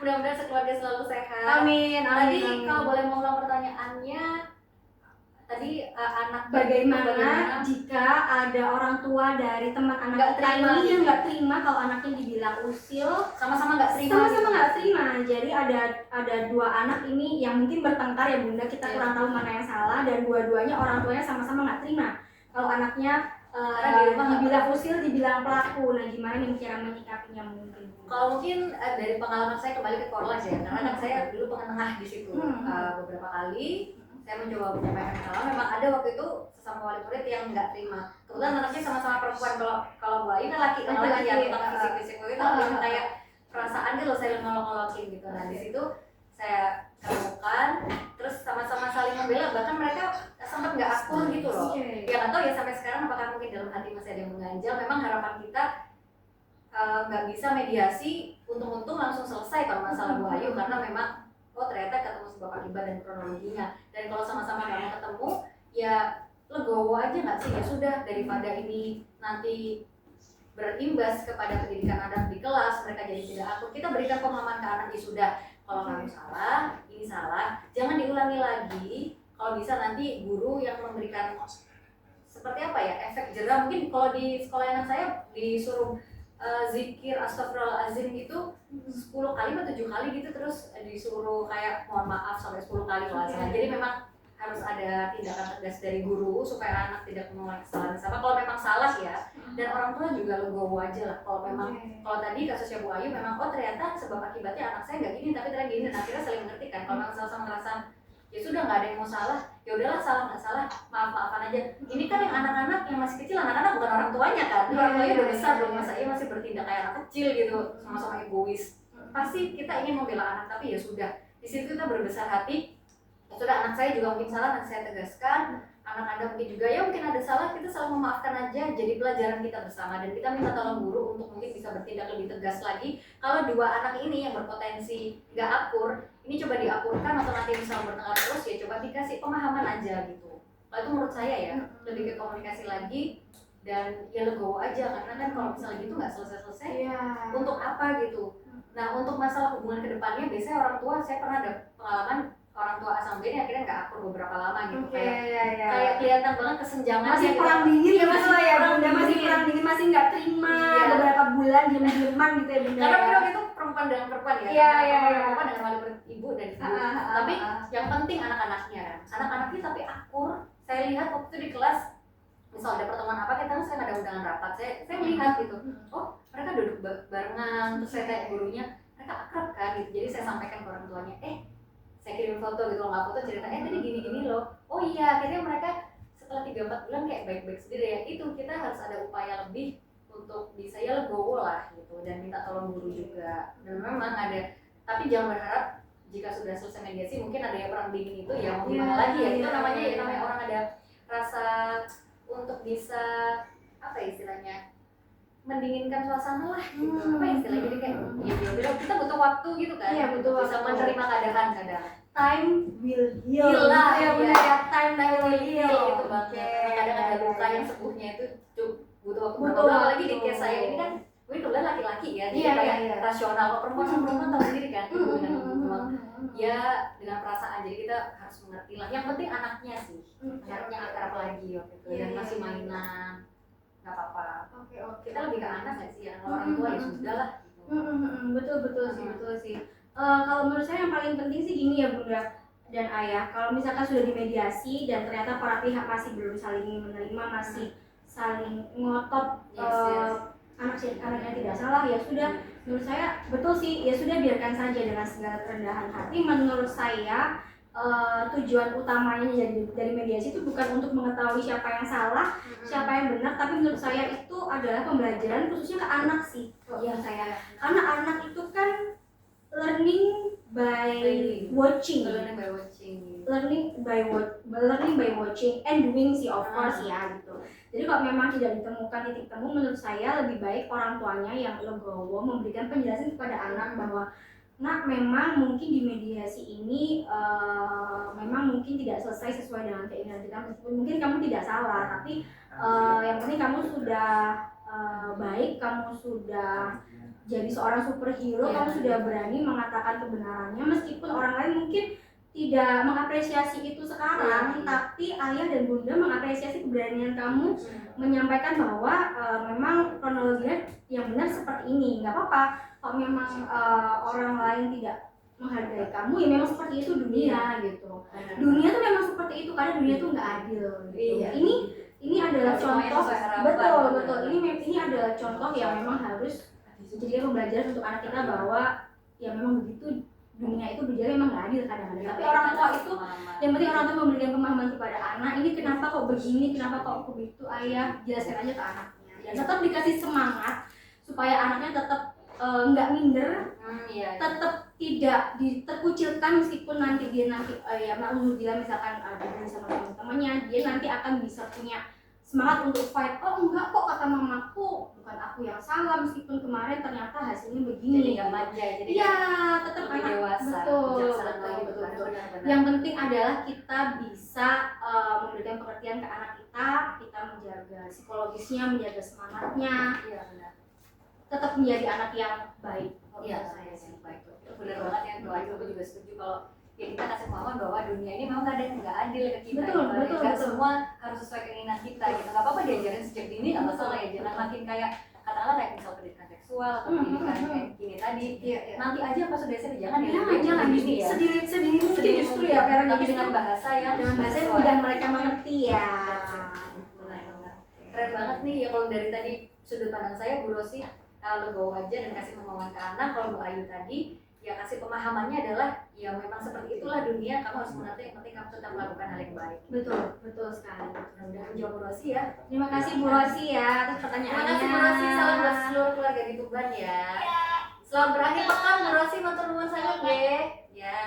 Ada satu lagi nih Bunda Elisa nih. Ya. Ada Bunda Andrian Adinata yang raise hand. Monggo silakan Bunda Andrian bisa on cam dan juga bisa menyapa kita yang ada di sini. Silakan Bunda. Halo Bu. Oh ayah ya. Oh Tadi saya sudah ayah. Adrian Adinata. Apa pakai nama suami ya? Saya pikir Iya. Oke. Bapak Andrian ya, selamat pagi menjelang siang, terima kasih. Apa kabar nih Ayah Andrian? Boleh diperkenalkan dirinya dari kota mana? Perkenalkan, nama saya Andrian Adinata dari Lampung, Bu. Wah, dari seberang. Wah, terima kasih Pak Andrian ya. Bagaimana kabar kawan-kawan di Lampung? Gimana, Bu? Bagaimana kabar kawan-kawan di Lampung, ya sehat? Alhamdulillah sehat. Alhamdulillah sehat, keluarga sehat. Kabarnya sekarang Lampung pembangunannya lagi luar biasa ya. Iya. Ya, mudah-mudahan suasananya kondusif semua. Terima kasih sudah meluangkan waktu Pak Andrian. Gimana? Monggo silakan Pak Andrian mau sharing pengalaman pribadi atau mau bertanya nih, silakan. Ada dua pertanyaan. Yang pertama, Oke. adakah tips dan saran bagi orang tua yang memiliki ekonomi rendah atau tapi anaknya mendapatkan tempat sekolah atau tempat pendidikan yang terbaik? Yang kedua, tips memilih sekolah yang aman bagi anak agar kedepannya tidak terjadi bullying. Itu aja Bu, terima kasih. Iya, terima kasih Pak Andrian. Jauh-jauh dari Lampung ingin bertanya. Tadi saya nggak bawa catatan ya. Udah bisa tadi yang pertama itu bagaimana tips memilih sekolah untuk yang ekonominya mungkin belum mencukupi ya. Oke. Atau dengan yang rendah begitu. Oke. Dengan ekspektasi sekolah yang diinginkan. Dan yang kedua tadi pertanyaannya adalah bagaimana tips untuk menghindari dari bullying di sekolah begitu ya Ayah ya. Oke, baik. Kalau Bunda. untuk tadi Pak Andrian ya, kalau untuk ekonomi kita tidak menyebutnya rendah atau bagaimana yang kurang enak, jadi lebih ke yang disesuaikan dengan kapasitas kemampuan budget kita, ya. sesuai dengan budget kemampuan ekonomi.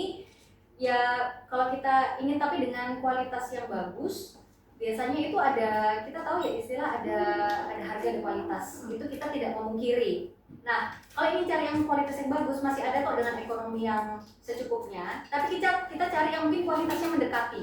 Saya dulu dari negeri kan juga terkenal dengan ekonomi yang pas-pasan gitu ya. Saya dulu kebetulan negeri, tapi kalau TK nggak di sini, karena masih di luar kota ya. Saya masih di Nasi. Jadi Itu di sekolah negeri itu masih bagus juga untuk fasilitasnya. Ada kan negeri itu kalau nggak salah ada yang lingkungan sekitarnya itu dilihat. Jadi kalau kita melihat sekolah, katakanlah negeri ya, mampunya Pak Adrian nih, kita lihat lingkungan sekitarnya.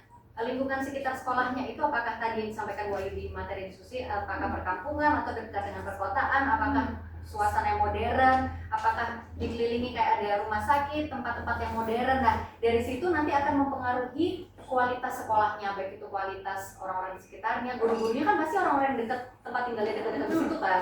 Itu akan mempengaruhi juga bagaimana cara mengajarin nanti gurunya, dari kualitas gurunya, dan untuk fasilitas pendidikannya juga kalau biasanya modern juga pasti akan mengikuti suasana di sekitarnya. Saya termasuk dulu sekolah negeri yang lumayan disukai banyak orang. Favorit padahal negeri gitu. Jadi yang memang terkenal kan untuk kemampuan ekonomi pas gitu loh, ya berkecukupan lah gitu. Jadi memang nggak masalah, masih bisa kok, masih ada harapan untuk dengan ekonomi rendah tapi fasilitas yang bagus, yang mendekati. Jadi kalau saran saya cari yang lingkungan sekitarnya bagus gitu. Yang kadang ada juga negeri saya dulu itu dekat dengan sekolah swasta. Muslim. Jadi teman-temannya itu masih temenan gitu loh. Masih bisa teman-temannya masih bisa agak membaur ya. Iya, tapi memang jangan terlalu berharap yang katakanlah misalnya saya disuruh dulu di sekolah negeri juga banyak yang misalnya katakanlah pacaran gini gitu pas SD.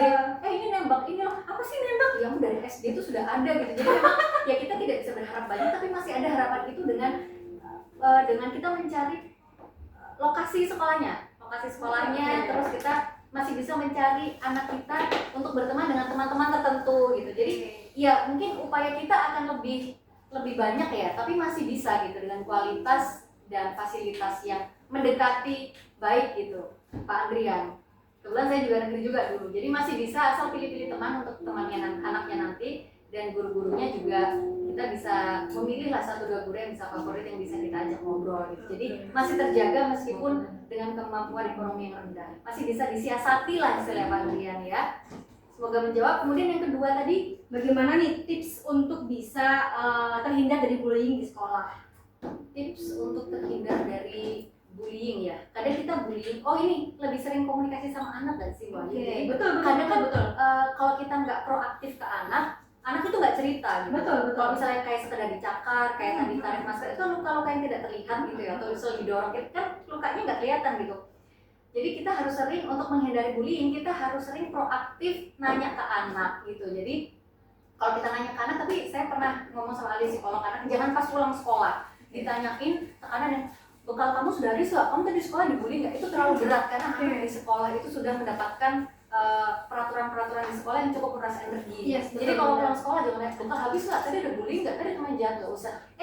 Are you happy today? Kamu happy nggak hari ini? Tadi main sama siapa aja? Kasih pertanyaan yang ringan, yang akhirnya nanti dia kayak curhat gitu loh Pak Adrian. Dia akan curhat dengan sendirinya, yang mungkin nanti dari curhat itu syukur-syukur kalau misal tidak ada bullying. Nah kalau ada bullying, kita akan tahu dari kita yang proaktif sebagai orang tua untuk nanya ke anak, tapi dengan cara yang santai, bukan yang kayak dedes lah istilahnya, bahasa Jawa dedes gitu. Jadi kalau untuk sekolah tadi dengan ekonomi rendah masih bisa, katakanlah kalau biasanya di negeri masih bisa disiasati dengan mencari lingkungan, dan juga kita banyak melihat gurunya seperti apa, suruh anak kita minta tolong untuk berteman dengan orang-orang tertentu ya. Kemudian kalau untuk menghindari bullying kita harus proaktif memang ke anak. Kalau anak itu sudah cerita ya kita segera mediasi ke sekolah, tapi kalau takutnya tidak cerita nih, kita harus yang proaktif ya Pak Andrian gitu. Mungkin Mbak Ayu mau tambahkan. Mungkin saya menambahkan sedikit ya. Kalau yang namanya bullying itu kan adalah orang luar yang membuli anak kita ya Bunda ya. Nah, sedangkan kita tidak bisa menghalangi perilaku, bukan tidak bisa menghalangi ya. Kita tidak, itu adalah di luar kendali kita. Benar-benar. Kita tidak bisa menebak kapan nih anak kita akan mendapatkan perilaku tidak menyenangkan dari orang lain. Kita tidak bisa menebak itu. Yang bisa kita lakukan adalah kita membekali anak kita apa itu bullying, apa batasan-batasan perilaku yang bisa dikatakan itu bullying. Kita harus memberikan pengertian. Nah, kalau misalkan ada teman kamu yang melakukan sesuatu yang membuat kamu merasa tersinggung, mungkin itu secara bisa perkataan ataupun perilaku, kamu harus defense. Menurut saya anak harus dikasih pengertian itu sih. Jadi baik itu perilaku atau perkataan kamu harus defense tapi dengan cara yang baik ya. Jadi dikasih pemahaman dulu Dikasih tanpa pemahaman. harus menunggu bullying. Tanpa dulu. harus menunggu. Oh, untuk antisipasinya. Betul, benar-benar. harus dikasih pemahaman. Itu namanya bullying, baik itu perkataan maupun tindakan. Mungkin dijegal, itu kan tindakan ya Bunda ya. Itu kan bullying tindakan dijegal. Belum kalau didorong, itu kan sebenarnya bullying tindakan. Kalau perkataan diolok-olok, iya kamu gini bla bla bla bla bla, itu kan itu bullying juga. Menurut saya sih harus dikasih pengertian itu sih Bunda. Pengertiannya apa itu bullying, dan kalau memang itu terjadi di kamu harus defense. Kamu harus bisa membela dirimu dengan cara ngomong, kamu nggak boleh kayak gitu, aku nggak suka. Harus ngomong kayak gitu, kamu nggak boleh kayak gitu, aku nggak suka, aku nggak ganggu kamu jangan ganggu aku. Kalau seperti itu nggak mempan, temannya masih membuli, langsung eskalasi ke gurunya.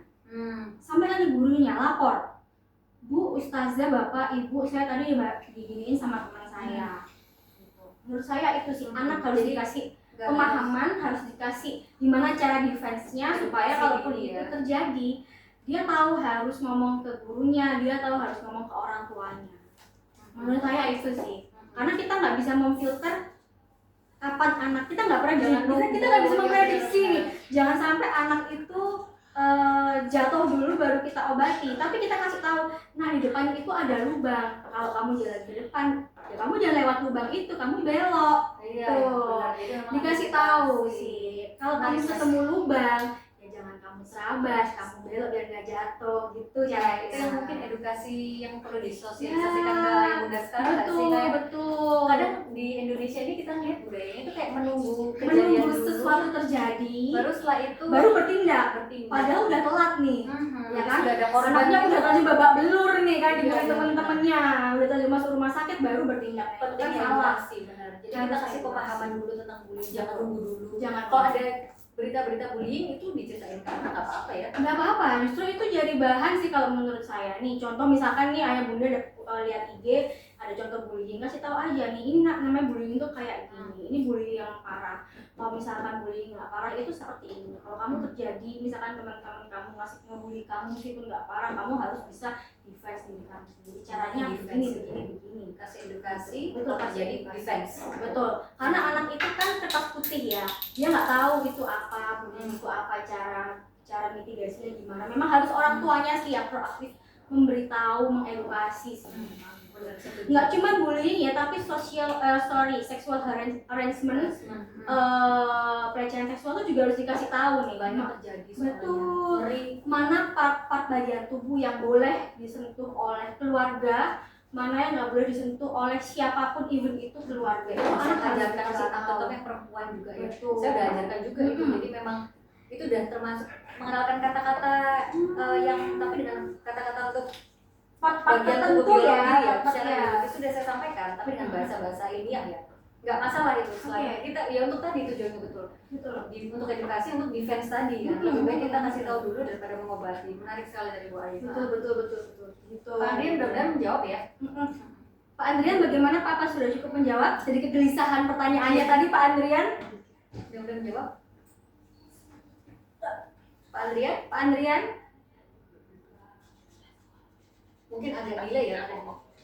Iya Pak? Iya, bagaimana Pak Andrian? Apakah sudah cukup menjawab tadi sharing dari saya dan Bu Elisa? Sudah Bu, sangat membantu sekali atas jawabannya. Alhamdulillah, baik. Alhamdulillah kalau sudah dijawab, terima kasih. Terima kasih Pak Andrian. Mudah-mudahan anaknya kelas berapa Pak Andrian? Atau mau sekolah TK atau apa? Sudah Masih TK. Oh masih TK, mau SD atau? Mau masuk SD. Tahun ini mau masuk SD, sama kayak saya juga TKB mau ke SD, ya. Memang nggak masalah, jadi apapun kemampuan ekonomi Pak Andrian, pasti selalu ada jalan, yang penting disesuaikan. Dan ya itu kita harus proaktif dan untuk menghindari bullying itu tadi Pak Andrian ya. Dan disampaikan Bu Ayu juga, kan Bu Ayu kan latar belakangnya hukum, jadi saya juga setuju ya. Memang harus mediasi dan self defense tadi ya. Pak Andrian mudah-mudahan membantu ya Pak ya. Ya, membantu Bu. Terima kasih. Alhamdulillah, terima kasih. Baik Sekali. Oke, untuk sesi Q&A ini sudah cukup. Saya rasa mungkin selanjutnya adalah kita langsung lanjut ke kuis ya Bapak Ibu dan Ayah Bunda sekalian ya. Mungkin di sini saya akan memberikan satu pertanyaan dari saya sebagai moderator dan juga nanti ada satu pertanyaan dari Bu Elisa sebagai speaker. Mungkin dari saya dulu ya. Nanti Bapak Ibu atau Ayah Bunda parents yang mau menjawab mungkin bisa langsung raise hand saja, nanti langsung bisa menjawab langsung jawabannya seperti apa ya. Oke, sebelumnya saya informasikan dulu di sini nanti kuis dan juga nanti kita akan pilih dua orang yang bisa menjawab kuis kita dan juga 2 orang penanya terbaik. Nanti akan kita berikan voucher. Vouchernya itu adalah gratis home cleaning service dari DigiClean senilai Rp500.000 masing-masing untuk 4 orang, sehingga ada 2 juta rupiah nih. Tepuk tangan dong untuk DigiClean.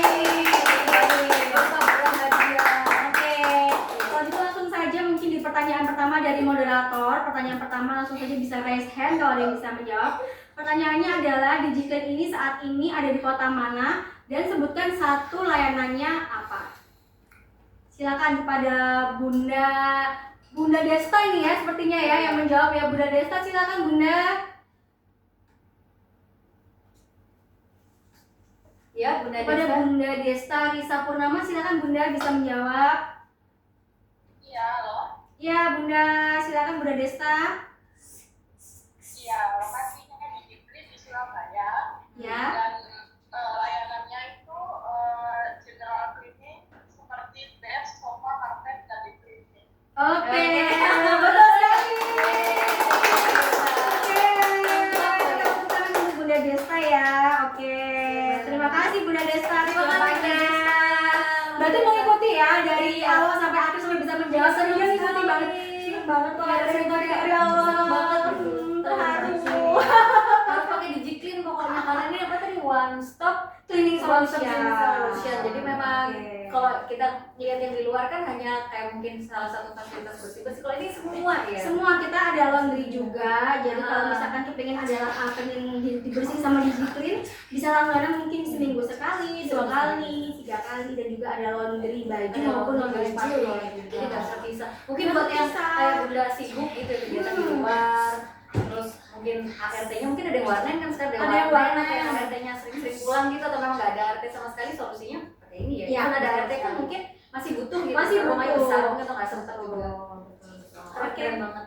Oke, selanjutnya pertanyaan dari speaker dari Bu Elisa, silakan memberikan satu pertanyaan bebas mungkin mengenai materi yang disampaikan tadi. Pertanyaan yang tentang materi aja mungkin ya. Tentang materi aja. Kira-kira salah satu faktor internal untuk kita memilih sekolah anak itu apa? Satu aja. Satu aja faktor Gampang kok. internal yang harus kita perhatikan untuk memilih sekolah anak. Silakan. Wah, ini Bapak. Dari 3 ada 1. Oke. Ini ada Bu Anita Ikawati. Silakan Bu Anita Ikawati. Monggo. Langsung bisa menjawab. Gampang banget nih. Ya, baik. Iya. Terima kasih mau jawab. Iya. Faktor internal dari kakak, terus dari apa itu budgeting, Budgeting ya. terus satu lagi. Udah cukup 1 aja. Satu aja, Bunda. Kita dapat jawab. Berarti betul ya? Betul. Betul sekali. Terima kasih Mbak Nita. Yang ingat budgeting ya ibu-ibu. Budgeting ya ibu-ibu ya. Tentang duit, pokoknya ingat ya. Duit, ingat. Pasti langsung budgeting gitu. Yang lainnya apa lagi lupa? Yang ini kan budget nih pasti. Ya. Terima kasih Ibu Menteri Keuangan Rumah Tangga loh ya. Terima kasih Ibu Anita, selamat mendapatkan hadiah dari DigiClean. Oke. Kita sudah mendapatkan nih 2 orang yang bisa menjawab kuis. Tadi Bu Desta dan juga Bu Anita. Selanjutnya ini kita pilih nih Bunda Elisa, nih kita pilih tadi dari yang sudah bertanya. Tadi kan sudah ada pertanyaan yang baik dari chat yang kita jawab langsung, maupun tadi ada 2 orang juga yang langsung bertanya on cam tadi. Monggo tadi dari speaker kita mungkin bisa memilih 2 orang langsung siapa kira-kira yang akan kita berikan hadiah tadi. Kalau untuk yang pertanyaan tadi pertanyaan ada Bunda Anita, kemudian ada Bunda Desta. Tapi Bunda Desta tadi kan sudah mendapatkan kuis ya. Oke, berarti ini pilihannya Bunda Anita Ikawati, kemudian Bunda Lavi, kemudian Bu Anita, Bu ada Lavi, lagi satu lagi sama Bu Rena. Bu Anita, Bu Lavi, Bu Bu Rena. Kemudian untuk tadi yang langsung on cam tadi ada Ayah Andrian, Dan juga satu lagi tadi yang dari Tuban, Rosi. Bu Rosi, ya. Monggo dari speaker kita memilih 2 orang. Memilih Yang dua pertanyaannya kira-kira paling Berat juga ya. Menarik dijiklin. 2 orang yang paling menarik Apa ya? atau satu aja mungkin Bunda Elisa satu. Dari tim Dijiklin satu mungkin ya jawabnya. Dari saya kasih Bunda ke Rena, Bunda Anita, Bunda Lavi, Pak Andrian dan juga Bunda Rosi kira-kira. kayak kasih ke Yang bapak yang bapak kali ya. Bapak Andrian ya. jauh-jauh Oke, langsung. Bapak Kasih Andrian. sudah telepon. Selamat. Bapak lo ya. Saya apresiasi sekali mau mendengarkan emak-emak Oh, luar biasa. Seneng loh lihat bapak-bapak yang bisa mendengarkan Iya. ibu-ibu gitu Iya. kan. Ya, Berarti terima dia kasih apresiasi. aware loh sama pendidikan Nah anak itu loh dia, ya. itu dia. Biasanya kan kalau di Indonesia budaya laki-laki cari duit yang perempuan yang untuk ke domestik gitu. Iya, Tapi iya, ini iya. ada loh. Ada yang jadi kita patut apresiasi lah. Oke, luar biasa. Satu lagi nih dari tim Dijiklin, monggo pilih dari tim yang di balik layar nih. Di balik layar Ini biar dan- adil ya Bapak Ibu Bea ya. dan bagus. Iya, bisa memilih salah satu. Mungkin adik Jana bisa memilih juga. Ya, ya. Ada banyak kru ini di belakang keren banget loh di Oh, oke. Tim Dijiklin memilih Ibu Rosi. Oh, Ibu Rosi. Oke. Oke, selamat. Oke. Sudah dipilih untuk jadi pemenang tadi siapa aja berarti? Oke, yang sudah kita pilih untuk jadi pemenang adalah Ibu Desta, Ibu Anita, Ibu Rosi, dan juga Bapak Andrian. Oke, Empat kita ucapkan pemenang. selamat dan juga bertepuk tangan ya. Kalau yang pemenang aktif, nanti bisa langsung chat admin Dijiklin. Chat admin ya berarti langsung. Iya, oke, baik. Terima kasih untuk semuanya. Oke, kita sudah berada di penghujung acara Iya. nih. Saya seneng banget, jujur saya ini amazed banget karena sebenarnya ini adalah webinar pertama Dijiklin. Wow, luar Iya, biasa. webinar pertama Dijiklin. Aku bangga banget Bagi tapi saya jadi narasumber pertama. Kalau ada kurang-kurang mohon maaf ya dan Sama-sama. semoga memberikan manfaat dan pencerahan terutama untuk pendidikan anak juga yang saya pengalaman juga masih seuprit lah istilahnya. Alhamdulillah saya dipercaya dan mudah-mudahan jadi abang sejarah saya juga ya. amin Bunda. Iya. Amin. Mungkin saya sampaikan dulu kesimpulannya ya. Kesimpulan digital talk kita pada pagi hari ini adalah terkait dengan topik memilih sekolah anak yang relevan dengan karakteristik anak dan juga value orang tua adalah yang pertama, memang yang harus dilihat adalah karakteristik anaknya dulu nih, para parents sih. Para parents harus bisa melihat secara jeli, mengasesmen secara pribadi, mungkin tidak perlu sedalam tes psikologi, tapi dikenali saja melalui keseharian anak sehari-hari. Kira-kira anak kita, anak saya, anak para parents ini kira-kira karakteristiknya seperti apa, kecenderungannya seperti apa, kemudian preferensinya seperti apa. Nah, setelah kita sebagai parents mengetahui nih anak kita ini karakteristiknya seperti apa, saat ini selanjutnya adalah kita sebagai orang tua kita harus punya value atau punya prinsip kira-kira kita kepengen anak kita itu kedepannya akan menjadi seperti apa, sehingga kita menanamkan prinsip-prinsip parenting tertentu kepada anak kita. Setelah itu, setelah kita sudah tahu 2 hal tadi, karakteristik anak dan juga value orang tua, kita next ke faktor eksternal. Kita lihat sekolah apa nih yang kira-kira fit dengan 2 value tadi. Iya. Kita lihat, kita harus langsung terjun langsung, kita cek ke TKP lingkungannya seperti apa, visi misinya seperti apa, fasilitasnya seperti apa, latar belakang guru-gurunya seperti apa, kemudian program-program sekolahnya seperti apa. Bahkan kira-kira parents harus tanya ke sekolahnya, kira-kira kalau anak saya sekolahkan di sini nih Bapak Ibu kepala sekolah nih, outputnya anak saya bakal jadi seperti apa? Nah, itu harus ditanyakan juga nih, kira-kira nanti anak Bapak Ibu outputnya nanti akan menjadi anak yang memiliki karakteristik A, B, C. Nah, itu kira-kira fit nggak dengan value karakteristik anak dan juga value orang tua tadi gitu. Nggak lupa juga dengan faktor eksternal lainnya, itu seperti faktor jarak, kemudian biaya, lingkungan sekolahnya seperti apa, itu juga harus kita pertimbangkan. Sehingga antara faktor internal dan faktor eksternal itu harus kita kawinkan. Terakhir kita decision making, kita bikin checklistnya mungkin faktor internalnya 5 item, kemudian faktor eksternalnya misalkan 5 item, kita checklist. Misalkan ada 9 checklist ini yang udah fit di satu sekolah, ya udah berarti insya Allah kita ikhtiar, kita yakinkan, diskusi sama pasangan, ya insya Allah sekolah ini yang sudah 9 checklistnya sudah fit di sekolah ini, insya Allah ini adalah sekolah yang terbaik untuk anak kita, buat kita. Gitu ya Bunda Eli Iya, ya, Bu Ayu, kira-kira benar kesimpulannya pada webinar pagi hari ini. Webinar perdana lagi luar biasa. Mudah-mudahan ada webinar berikutnya. Pasti Iya. pasti akan ada webinar berikutnya dengan topik-topik lainnya nanti. Boleh ikutan ya. boleh banget. Nanti parents di akhir sesi ini kita akan kirimkan Google Form isinya tentang kritik dan saran. Monggo para parents juga bisa ketik di situ kira-kira nextnya pengen ada webinar tentang apa sih, pengen bahas tentang apa. Nanti insya Allah jika kita bisa akomodir, kita datangkan speaker yang relevan dengan topik tersebut. Oh ya, saya ingatkan juga untuk para audiens, para parents, nanti juga akan ada e-sertifikat yang akan didapatkan. Nanti sekalian langsung chat ke admin saja di atau di grup free webinar ini ya. Iya. Oke, kalau gitu mungkin kita sudah ada di penghujung acara. Tadi kita sudah melewati semua sesinya. Ini selanjutnya terakhir kita akan memberikan plakat kepada speakers kita, kepada Ibu Elisa. Totalitas dong. Ini adalah penghargaan dari. Saya izin berdiri ya. Monggo Ini kita kita serahkan. Iya. Kita serahkan plakatnya kepada Ibu Elisa. Mungkin bisa foto, silahkan. Saya juga terima kasih untuk Ayah Bunda yang sudah bergabung. Makan waktu Bu Ayu, terima kasih Oh, teman-teman iya. di Jiklin, terima kasih. Kamu dapat voucher juga, dapat voucher Alhamdulillah. bon cleaning service supaya tahu nih kira-kira Lumayan. bikin.